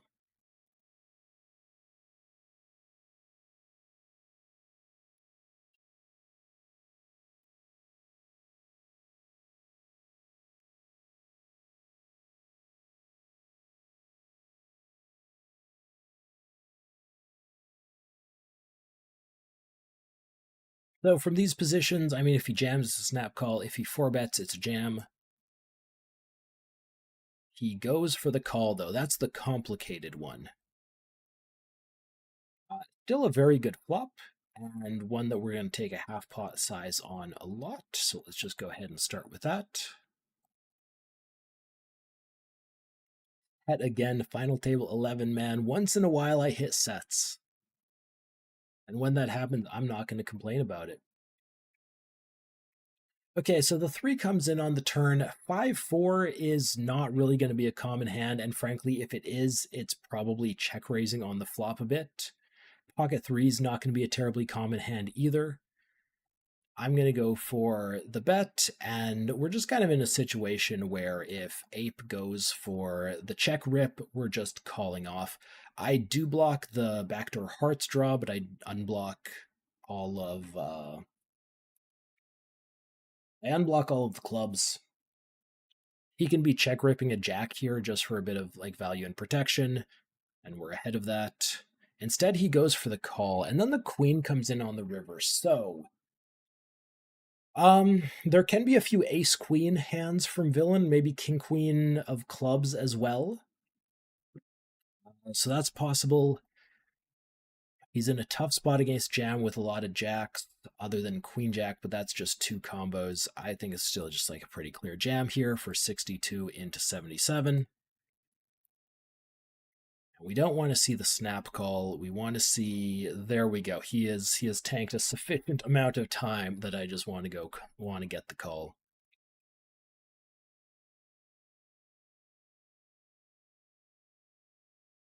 Now, spicy spot over here where I check called on the flop, and we get this ace on the turn. Naturally, it's the ace of spades, bringing in the flush, the straight, and the royal flush.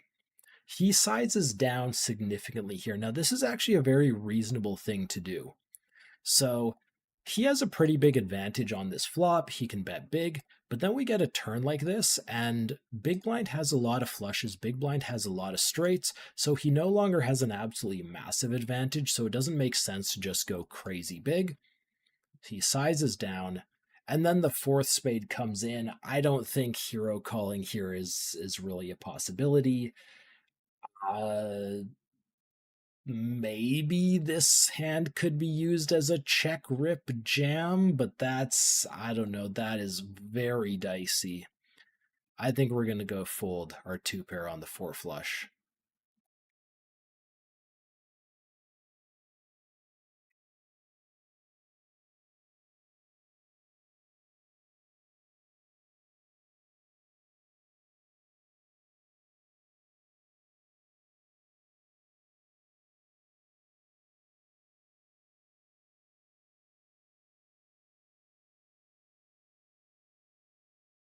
Sorry, guys, just had to type something there. This guy is laughing. This is very, very funny. Very funny situation. The check flop, check turn. I get it, man. um, it's really tempting to value bet this, but I think that ends up being a little thin. If he bets river, like, I don't know, probably gonna have to call here.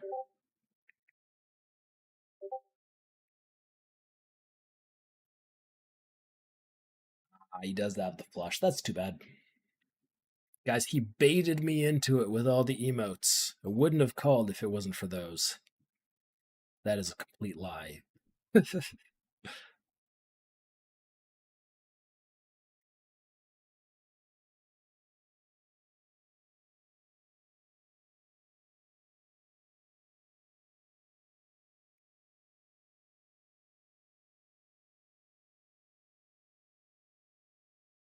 Hey, Aaron, good to see you, man.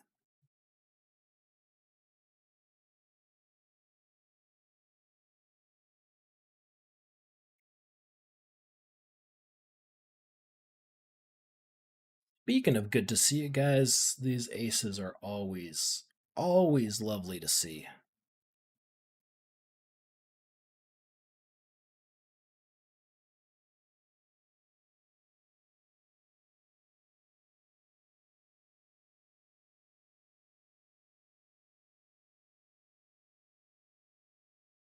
Now we get 3-bet. We're going to go for the 4-bet. We're going up to 24.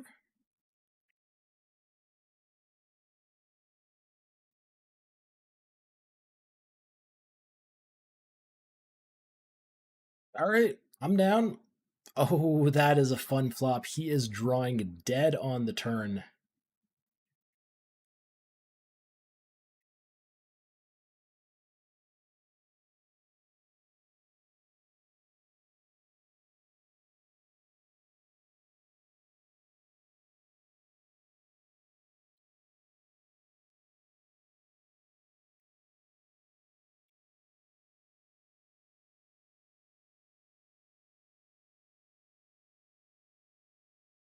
Let's start with ace-6. We have... I wish our suits were going the other way. Having the ace of hearts here would be nice. Just going to go for the double check. Not really expecting much from this hand, but also not thrilled about betting just a junk ace high on a board where it's so easy for villain to have a reasonably high equity hand. And he does end up having the 7th. Hey, there's that ace.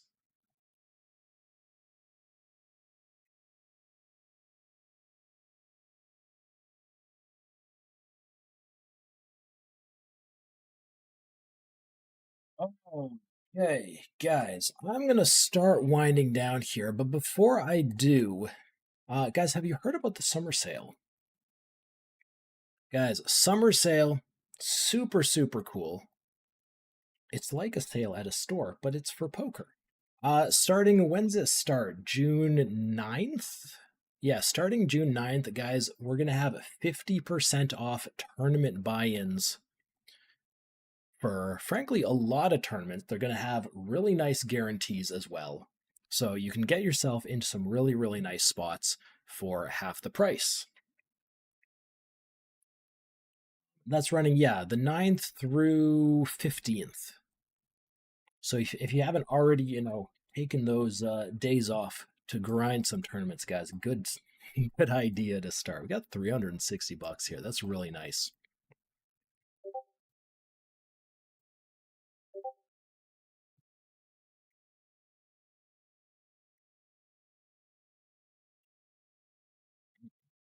And okay, so I sat out at the other table. That's actually gonna be my last hand. Okay, so we are wrapping up here.